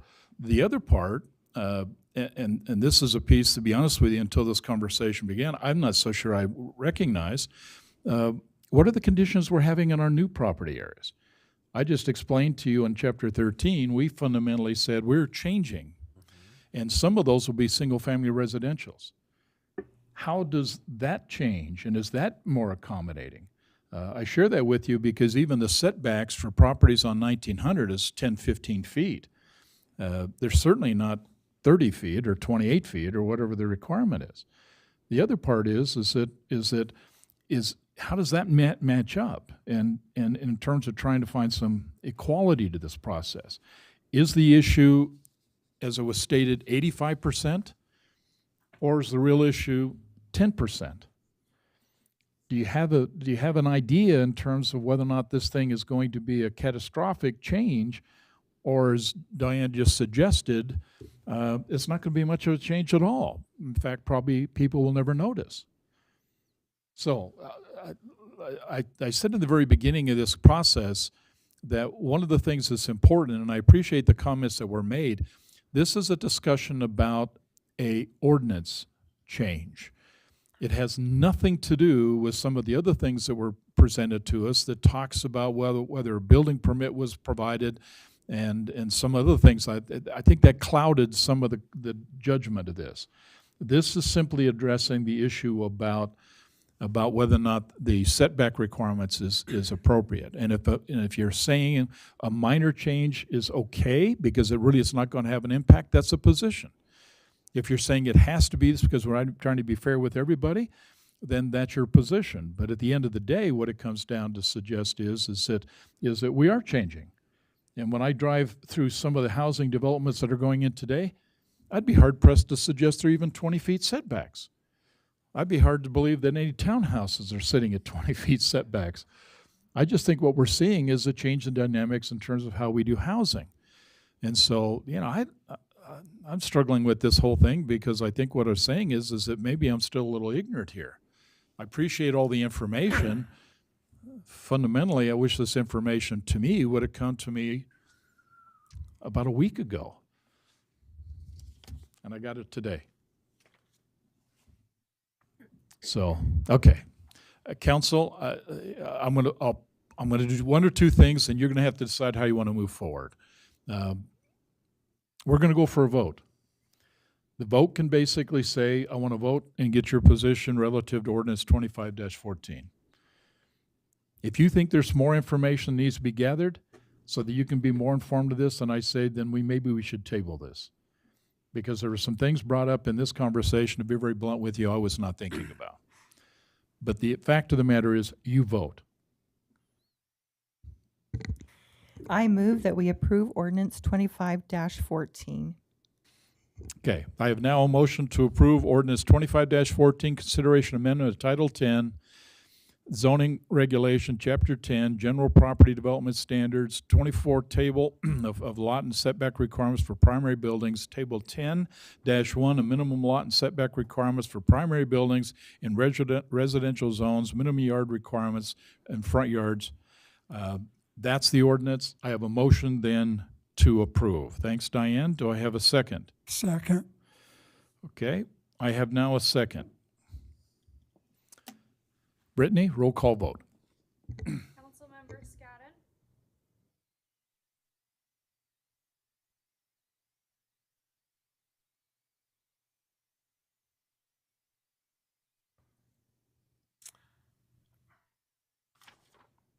Aye. Councilmember Saxton. Aye. Councilmember Paul. Aye. Councilmember Wilson. Aye. Okay, council, ordinance 25-14 is approved. Thank you. If I may, with Please. council's, what I would ask the council, considering your vote, is actually make a new vote to amend. As I read this with my legal eyes, the way it's written, just to be blunt, does not help Mr. Carter, because you're What he's asking is that we use side setbacks and a front setback to measure setback. The way this is written is it does not specify as to which one we're doing. Oh, So what I would ask is just make the same motion, but change that language where it says current setback as the smallest current setback measured along the same street, regardless if it's front or side. I assume that this council would like to make sure Mr. Carter is covered with this vote. Just to be frank, when he applied for this, we had some discussions about his language. It is not my job to amend his language. However, it's ambiguous right now if this language would even cover his, because he's essentially asking the city to measure as the average a side setback and not a front setback. okay. So if Help, Would you just help say me that- make sure we understand Yes, one more exactly time. within the ordinance that what adjustment needs to the take place. proposed language that's in there, after current setback, we would Page? just need, Page 11? I don't have 12, would it pages be on the mine. blue? On the staff report. Page 12, yes. Yep. Page 12? Page 12. Okay, So it says analysis, that bottom paragraph, it has the language that you're amending. That's in italics at the bottom. So what we need to add is on the second line after setback, there would need to be a comma that says measured regardless if it's a side or front setback from the same side of the street. And we could just say that it would be as per your wording, right? You can, Okay. yes. But you would have to make a motion to, I'd like to make a motion to amend the ordinance we just approved and do that with the addition of the wording as proposed by Mr. Flint. walk us through this, okay, make sure we're okay. We're okay. Okay, so we now have a motion to amend ordinance 25-14. Okay, based on the comments that was provided in clarity from the community director, correct? Everybody okay with that? Does that meet the? Okay. And Wilson says it does. Okay, so I have a motion then to approve the amendment of ordinance 25-14 as explained. Do I have a second? Second. Okay, I'm just rewriting the same names, okay? I need to go back to the vote. So Brittany, okay, if you would, let's do a roll call vote. Councilmember Paul, Aye. Councilmember Saxton, Aye. Councilmember Wilson, Aye. Councilmember Scadden. Aye. Okay. Ordinance 25-14 is approved based on the language amendment. Okay, Brody, we're gonna have to walk through this, make sure when it gets printed, I sign it, it's done right, okay? and we'll double check it, Mayor. And if I can, just take this record for a minute to talk about Mr. Carter. I know multiple staff members, including myself, has worked with him. To be honest, he's always been genuine, direct, and honest with me, which I appreciate, as many times when I have to tell people they don't want to hear, they are not very cordial and not very nice. Mr. Carter has been the opposite, which I appreciate.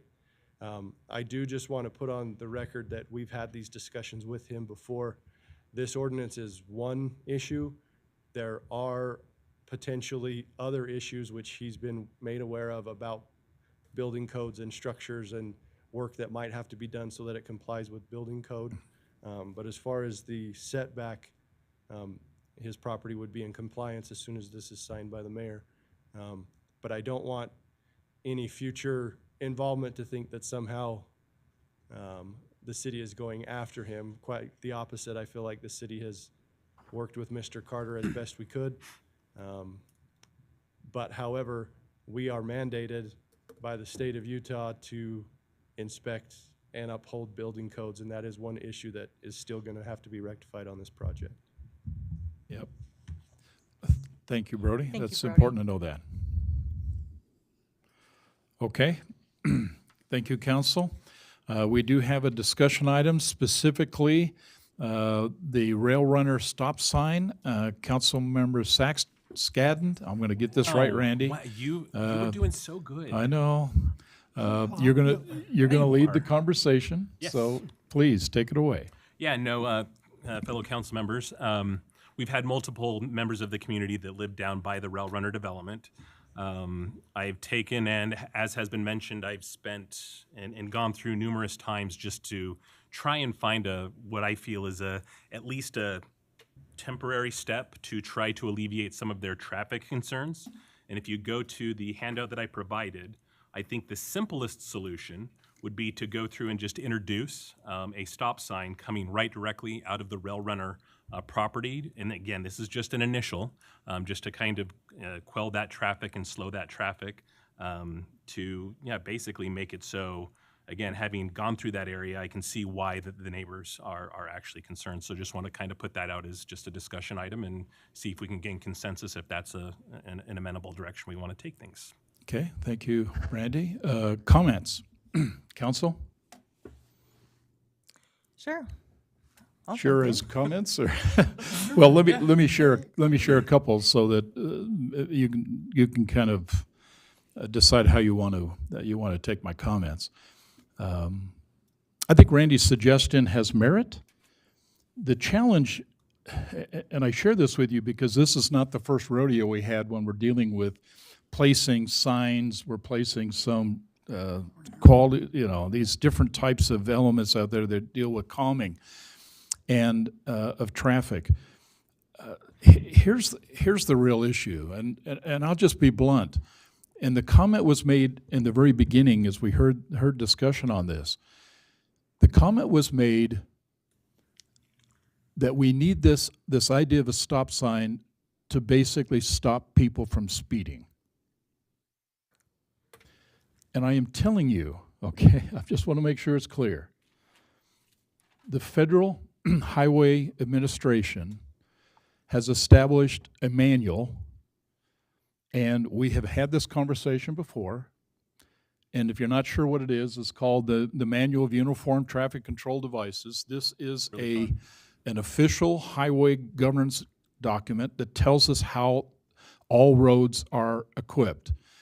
And they said it's nationwide. Doesn't make any difference whether it's a federal road or if it's a private road. They have to follow this guidelines. And the state of Utah legislators approved in the law that Utah will be compliant to that manual. And here's the issue. It specifically states in that manual you cannot use yield and stop signs to control speeding. That's what the law says. Now, if we believe there are some type of adjustments that need to be made or possibilities may be made, then my comment to you, as much as authority the city council has, you really ought to be thinking more about maybe there is exceptions. They call them warrants within the law that says in certain situations they establish a warrant. And someone in authority, specifically, and Brandon, I'm probably touching your area, but it's an engineering study that's done that legitimately suggests is that this requires an exception at this location, and with that exception, the recommendation then is to put a stop sign in there. Now, for Brandon to walk up there and take $600 out of his pocket and put a stop sign, he can do that tomorrow. But the fact of the matter is, it's not legal. Unless we bring an authority in and do an engineering study to have the engineers indicate that it is legal. And they do make that assessment. And that, I think, is, if this makes sense, and Randy, I think your point's making sense, then all I'm suggesting to you would then just make sure it's legal. Now, I share that, and then I'll get off the stage. Chief, your predecessor, Carl, we were talking about, and I remember this one clearly, on 5700, when the conversation says we got a lot of challenges down there, the conversation that took place in a public meeting, so what I'm telling you is on the public record. The conversation said, as the council was debating what to do, came in and said this: we think we need to put a four-way stop on the intersection of 5700 in Roy. And Carl, the police chief, made this profound statement. I've never forgot this from he says, Mayor and council, be careful, because unless you perform a study, okay, that's done by a legitimate organization, you can actually be held accountable if there's accidents that are caused, and they can litigate that against you as a city. Now, Chief, I'll tell you, when a police chief or fire chief or department head speaks, I listen. I've never forgot what Carl said. But I take from his advice that simply says just arbitrarily doing that is a problem. And so what the council did, it simply says, well, maybe a four-way stop at that location is not the right answer. And then the council says, we need to go to the same manual I just referenced, and they said, we need a calming device. A calming device. If the issue is speed, we need a calming device. And what the council decided was, it simply says, then we need to consider a calming circle. And I will tell you, to this day, that spun into a flippin' nightmare at that location. It went off the charts. I've never experienced anything, and I'm sitting here as a council member trying to figure out, a new mayor trying to figure out what the heck's happened here. My comment is that if we're going to make this work, then do it by the book. And I'm telling you right now, the book says this: you cannot use a yield or stop sign to basically stop and control speeding. But there could very well be a warrant or an option that an engineering study could evolve out of this that could warrant some changes. What it's going to probably say, you put calming devices. What it's going to say is you put speed humps, speed bumps. There's a variety of calming devices that the Highway Administration has defined for us. And I will say, they certainly is something, but even the ones that we put in after we pulled the calming circle out on 5700 and placed 3 humps, I will tell you, the complaining continues even today. So we got to be careful as we make these choices, and all I'm asking you would be is that if we're going to pursue this, then get the Kevlar around you to protect you when you make a decision. And I found the best Kevlar is an engineering professional assessment of what that particular intersection needs. And we can do that. You can do that. But please be careful, is we need to do this by the book. That's my comment.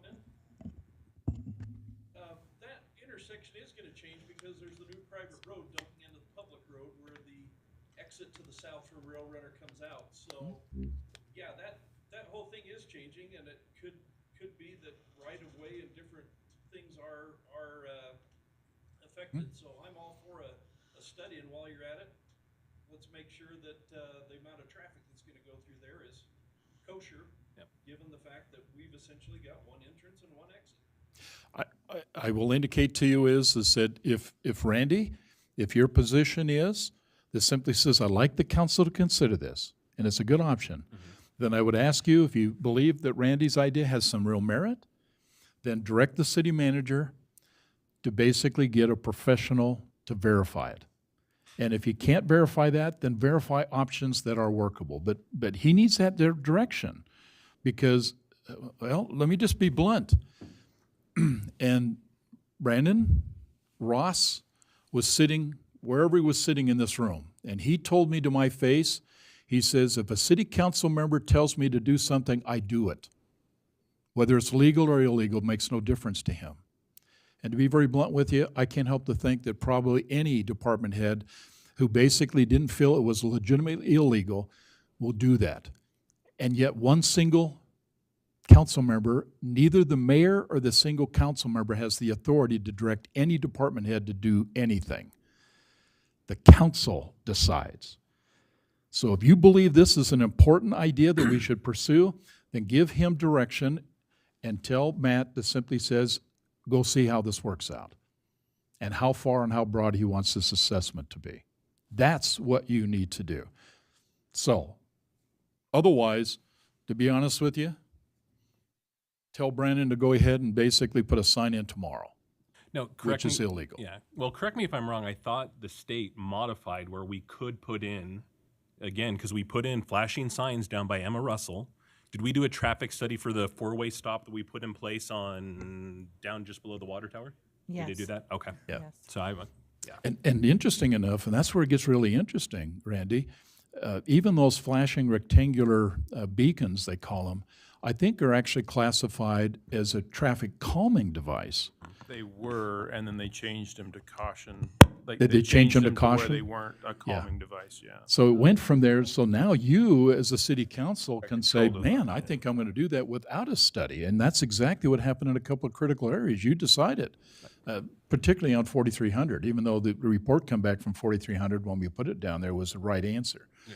So you have a little bit of flexibility. I just don't want to make sure you put Brandon in a tight spot and direct him and his office to do something that literally he did not have the authority or you have the authority to do without an engineering study.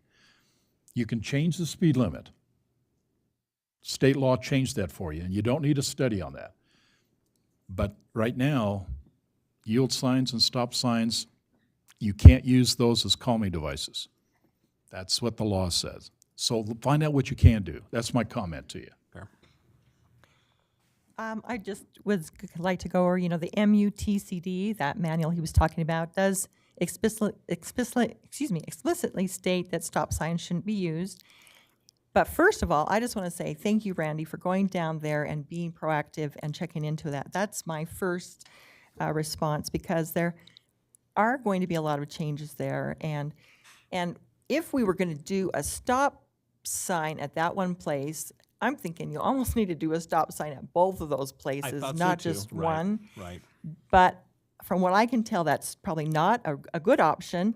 I did speak with a traffic engineer, and they certainly mentioned maybe a traffic study, but maybe do that at a different time when we actually have more of the correct data. And they did mention that there are some other things you could consider. So I've had some suggestions from some people to say, actually, no parking on the road if safety is the issue. Because that way, if the concern is children running in and darting in and out of roads, now that was not the traffic engineer, that was just a suggestion from other people. If you had a no parking along all of that, then that would be probably the safest issue. Now, we've already had those issues in different areas, but that would be a suggestion. The traffic engineer said that one of the problems with stop signs is that because there are a lot of unintended consequences, and so what happens is that the people kind of gun their engine after, then they start running them, or then they start ignoring other stop signs, and that speed humps, sometimes not speed humps, but speed bumps, and I don't know about the humps. Speed bumps may do a similar thing. They kind of slow down and then they kind of gun their engine. Now you have a noise problem that the citizens complain about. And some of the things they mentioned that might help is striping the lines to a narrow lane, because they say that gives that visual cue that those drivers need to be a little safer, more cautious. They mentioned there's something called a road diet, and I'd have to get more details, but it's a reconfiguration, and I'm not sure that fits exactly there. They thought there may be some part of the road diet that might help. They said that the flashing speed sign can be helpful. Now, Mayor's done a white paper on this before. We know that the flashing speed signs seem to help for a little bit, but then maybe they don't help as much. But what they do help is they do help citizens that are trying to be conscientious about it, and it does help them. So that can be a helpful. And then, of course, the number one thing would be, enforcement or something like that. But as we're looking at the options, maybe there are some, maybe give it a little more time, get some more information and see where it fits in. But first of all, I just want to thank you very much for going down there and going to the effort to do this. For sure. And just out of curiosity, do we have the traffic study that was done for the two stop signs that are coming out of the horseshoe? Does that exist somewhere? So we like to stop at least one direction. We like to have a third row. Sure. We always have to stop. Fall through normally, and then we have to stop each other. Sure. I guess what I'm getting at was, did we do a traffic study for the two stop signs that are down there? We have to regulate that traffic.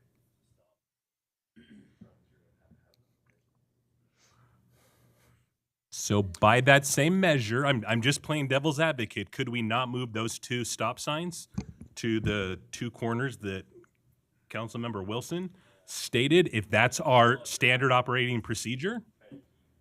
Because there's going to be a lot more traffic coming through that area than there is from that little horseshoe. Sure. That's exactly what it is. Yeah. All we're doing is saying is that we're going to control speed, and it's never designed that way. Yeah. So if you want to narrow the road, and they certainly have devices to do that, then we can do that. If you want to put speed humps, I'd recommend speed humps and not speed bumps, because we got snow plows that'll take them out in the winter.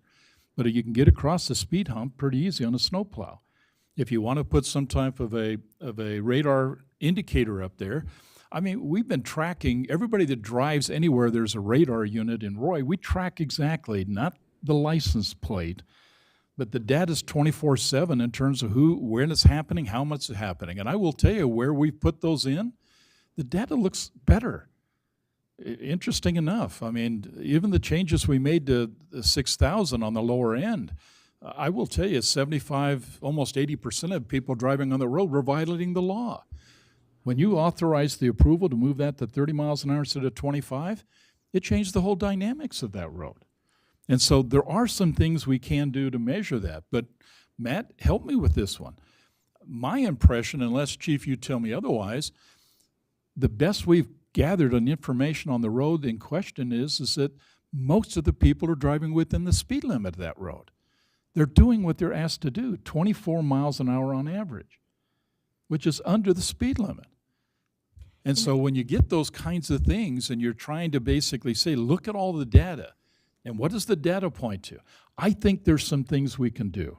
My advice to you is just simple. If you feel like we should do that, bring a professional in. We've done it over and over again. Let a professional give you the Kevlar you need to make what appears to be an informed decision. And all you have to do is direct Matt to do that. So Diane, if you like what you've seen, you think it's the right answer, Brian, do you think you want to do that? I know Randy wants to do that. Sophie, what's your thoughts on this? I'd like to see a study, but I think it's premature because we don't have not the open. we don't have the full traffic pattern in terms of what it's going to be. And that's the thing. So again, agreed. Maybe this is more of a broad discussion just so we keep it out in the open. And again, if we are as a council committed to doing a traffic study, when people actually start to occupy those residences, I think that's go ahead. Well, could we include your traffic study with the traffic study that we're already looking at? I know they're 2 separate pieces, but couldn't we just get one firm to look at both, Matt? Do we have an ongoing traffic study? We have a guy that we usually do these types of things. Yeah. Dr. Perrin.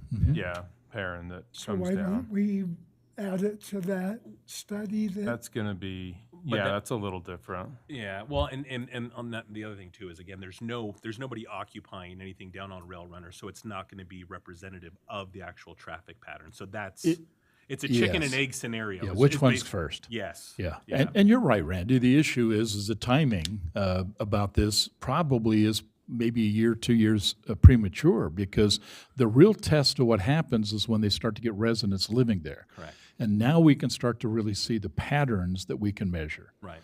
And so, and I like all of that. I'm just suggesting to you then, bring Dr. Perrin in, okay, when the time is right. And when the time's right, we'll get that assessment. And now we can share that with that. And if it makes sense to do a traffic calming device in there, then let's make that happen. You make that decision, and Brandon will make that happen for us. But the key would be is have the data behind you to support what you want to do. Just real quick, for roughly, just from a spitball perspective, what does a traffic study cost us? How long do we have to run it for? Again, ballpark. Okay, how much does a calming device cost us?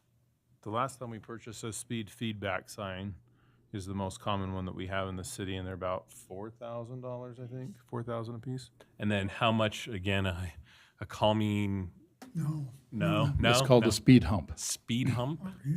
What does that cost us? If they are done correctly. Just the way we did them before, because, yeah. Mhm.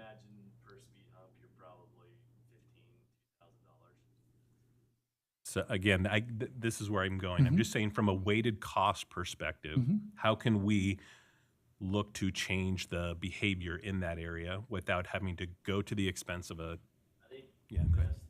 Go ahead. Right. On the flips, yeah. On the flip side, we don't know, do we have any indication in terms of what Rail Runner is going to post their internal? Because again, it's private. We're not in that business of telling them what the speed limit is. So again, Well, it's a private road. Right. And at this moment, on the north end, you know, we yeah, can. I'm talking more just through the general thoroughfare that goes into this neighborhood. It's all private. Right, I know, that's, Yeah. yeah. So I'm thinking probably like 15 miles an hour Yeah. tops, maybe, who knows? You know, I guess they could do something. We can certainly ask them what their intent is, but the real piece that we have a lot of control over is public property, and in this case, that's the road that's in question. So. Yeah, it does. Yeah, And that and they put it there. It's it's certainly their- their yeah. prerogative. I certainly would rather see that at some point in time in the process to go public. It puts a little more wear and tear on Brandon's side of the house, but the bottom line is that we get so many complaints from organizations in the city that wished those private developments had public roads. And they can't. They're not sized right, they're not configured right, and Roy City cannot assume responsibility for them, although they do complain because bottom line is they pay the same property tax. And I just want to mention that the staff has brought up the fact that there's a difference between a speed issue and a volume issue. And the traffic engineer said the same thing. He said, one of the first things you need to look at is, you know, what is the real issue? Is it really a speed or is it volume? It's And a so volume, that's- in my mind, it's like a volume and behavior thing. And again, I'm looking at the stop sign not necessarily as a traffic control device, but to give somebody that pause before they continue on into the actual development on Yeah, our but- public side. Go ahead. That's a good comment, but Brandon basically suggested then put a radar indicator in there. If you want to basically know how many cars are traveling at what times and date, my heavens, I've looked through their data. It'll tell you everything you want to know.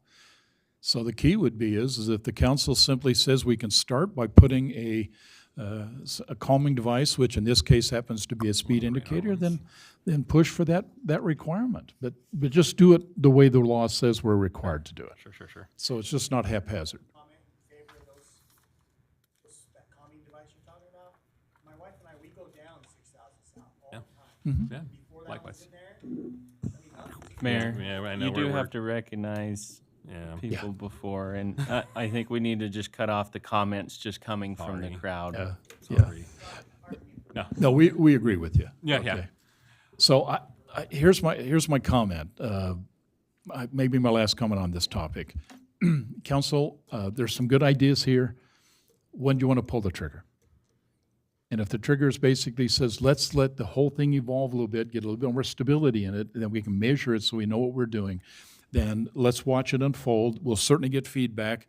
And then at some point in time in the future, please consider then bringing a professional in and let the professional do the assessment. Then you know what you can do. Can we use one of our radar signs as our traffic study? Just saying, split the cost. I'm just trying to get No, creative. he can put the one that's portable, and he can measure the speeds, okay? Or he can, whoever owns that. No, as I say, I'm not having. No. What I'm saying is basically like what we have done on 6,000, what we have on 4,300. Could we, hypothetically, turn around and put one in this neighborhood now, start to collect the data, get us a baseline? Does that count as what is the basis for a traffic study? What is it? I would assume it's the volume of traffic. Again, I'm trying to get creative in terms of doing something. Right, I know, that's the thing is. But yeah. put the portable one in there if your intent would be But is we to don't, do simply we not have the measure. portable one anymore? Is that what Chief is saying? Okay, Oh, okay, fair. okay. Right. Okay. But you do have one that hangs on a telephone pole. We don't have those anymore? Oh, my crap. Okay. Well, that's probably another Yeah, conversation. as I We say, need- yeah, I'm just throwing stuff out there, just Okay. seeing what will stick. Well, you're okay with the idea then? Let's figure out the timing, and when we pull the trigger, we'll pull the trigger and bring the professional in. Are you okay with that, Brian? Yeah. Makes sense, That Sophie? makes sense. Okay. Thank you. Okay. I'll write that in the discussion for my notes to make sure I get that right. Matt, city manager and council report. Yes, just a few items for you tonight. If you have not already seen it, please check your email. There's an email from Lizzie Badger with all the information for Roy Days, kind of the time of the event, everything like that. So I know that there's a couple of community members here tonight. This is the last the last council meeting before the big event. If you wanted to share some of that information as well. But this week is the kickoff. We have Miss Roy this Saturday. We have the art show starting this Saturday as well. So please go out to that. That's one of the first assignments, is to go out to the art show to judge some of the contestants out there. Also, just save the date. I did mention this before, but August 23rd is the day of service, 9 a.m. So we'll have more information for that, but just please save that date. UDOT was here also. They're planning on doing, I don't think they mentioned this, but the bridge across 5600 down by Royal Elementary School, they're going to do a ribbon cutting. That's scheduled for August 15th. That's all the information that I have, but save that date as well. Do we know why that's currently, and we're talking like the bike? The pedestrian. Yeah, the pedestrian. Do we know why that's closed right now? They've been painting the metal, okay, yeah. Okay. Yeah, Now they're like doing a a lot of bluish work up color. there, fixing the fence, getting some of the finishing work done. Yep. So that's it. Yeah, did you mention the concert in the park?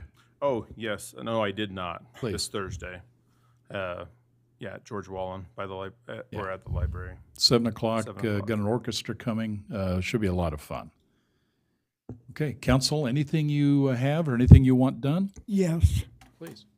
I was a mock judge for the pageant this past Saturday. I would encourage everybody, please, the pageant is this Saturday, 6 o'clock at Roy High. You pre-buy your ticket, you save yourself $2. Enough for a Coke. Anyway, and now I'm going to turn all the rest over to Diane. And Diane's going to say? Okay, in regards to the Roy Days, just remember August 1st, Friday, starting at 4:30, we have the salmon bake. We're having volunteers, and we have the 24 volunteers at this time, so we appreciate that. It's always a great time to build our community, so please come, and you can buy tickets beforehand, and Michelle, I'm sure we're still selling them at the place. That's $15 and a really excellent meal. On August 2nd, the parade. You need to arrive at 8 for those that are participating. Otherwise, the event is starting at 9. So the parade, that's a great part of the Roy Days. Then the art show will be doing their awards, and so that's kind of for us, the council members especially, but it can be for everyone. Arrive at 10:30, and then the event time will be 11:30 for that. And you can get all of these details on the website for Roy Days. And then don't forget the car show Saturday. That's going to be a great thing for after the parade there up at the George Wallen. And then, of course, we're going to have our booths and our Super Saturday, and then fireworks will be that evening. So I think we've got a great Roy Days planned. And then I had another couple of items. I just wanted to say to Steve Parkinson, no malintent was meant at all in our last city council meeting when we were talking about precautionary measures and discussion with zoning. So I just wanted to say that. And then I also want to just ask the mayor if there's a chance we could have another work session on the budget, because that is the topic of the year. And anyway, I just think that it would be nice to just kind of, I know you had some ideas you were checking on, you know, some of us have been checking into some ideas, wondering if that'd be a possibility. So those are my three things right now that I can think of. Well, we weren't planning to have another budget session, but it would have to be either just before or after I think it's the 3rd of August, city council. I have to figure out what that first Tuesday is. The 5th. Is it the 5th? Other council members, what do you think? It's a work I'm session. asking, but wouldn't it make more sense for us to get together on the budget after the hearing so we get public input on it as well? Well, here's what, Matt. No? Go ahead, Ma- no. Yeah, please explain the process. That's just a little different. You can't, because you have to have you'd have to adopt the rate, or have to choose if you're raising taxes or not at that point. So I mean, if you have a work session, you can, but I don't know what you would be discussing at that point, because you would have already had to make the decision. Yeah. So the decision to approve the budget, you approved. Right. And you did that in large part so Matt and his team can continue working, because there's a lot of things that were in there were not necessarily tied to the property tax increase, whether you choose to do that or not. I'm sensing that Diane's point would be is, do we want to have a further conversation of how we refine that? Because at the end of the day, you put a ceiling at 28%, and so you now have a choice between 0 and 28%. Now, if you think there's some things you want to talk about as it relates to that, let's have that conversation. Otherwise, everything is done, except you setting that rate. So, and we can do this. But you just have to, I just need to get 3 of you that basically says, yeah, put that together, and Matt and I will make sure we have we have one more meeting before we do the official. But the 5th, 14 days, the 19th of August, we're having a truth and taxation. At 6 o'clock. At 6 o'clock. Nothing else can be talked about, okay? And we're gonna basically, you're gonna make a decision in terms of what that rate will be, either none or whatever it's going to be, and you'll set that percentage, and that's what will be officially done. So am I sensing you'd like to try to shoot something on the 5th? August 5th after the meeting? It Sure, can be that'd right be after great. city Yeah. council? Yeah. Yeah, we can do that. Okay. Then Matt and I will work that and get that set for you, okay?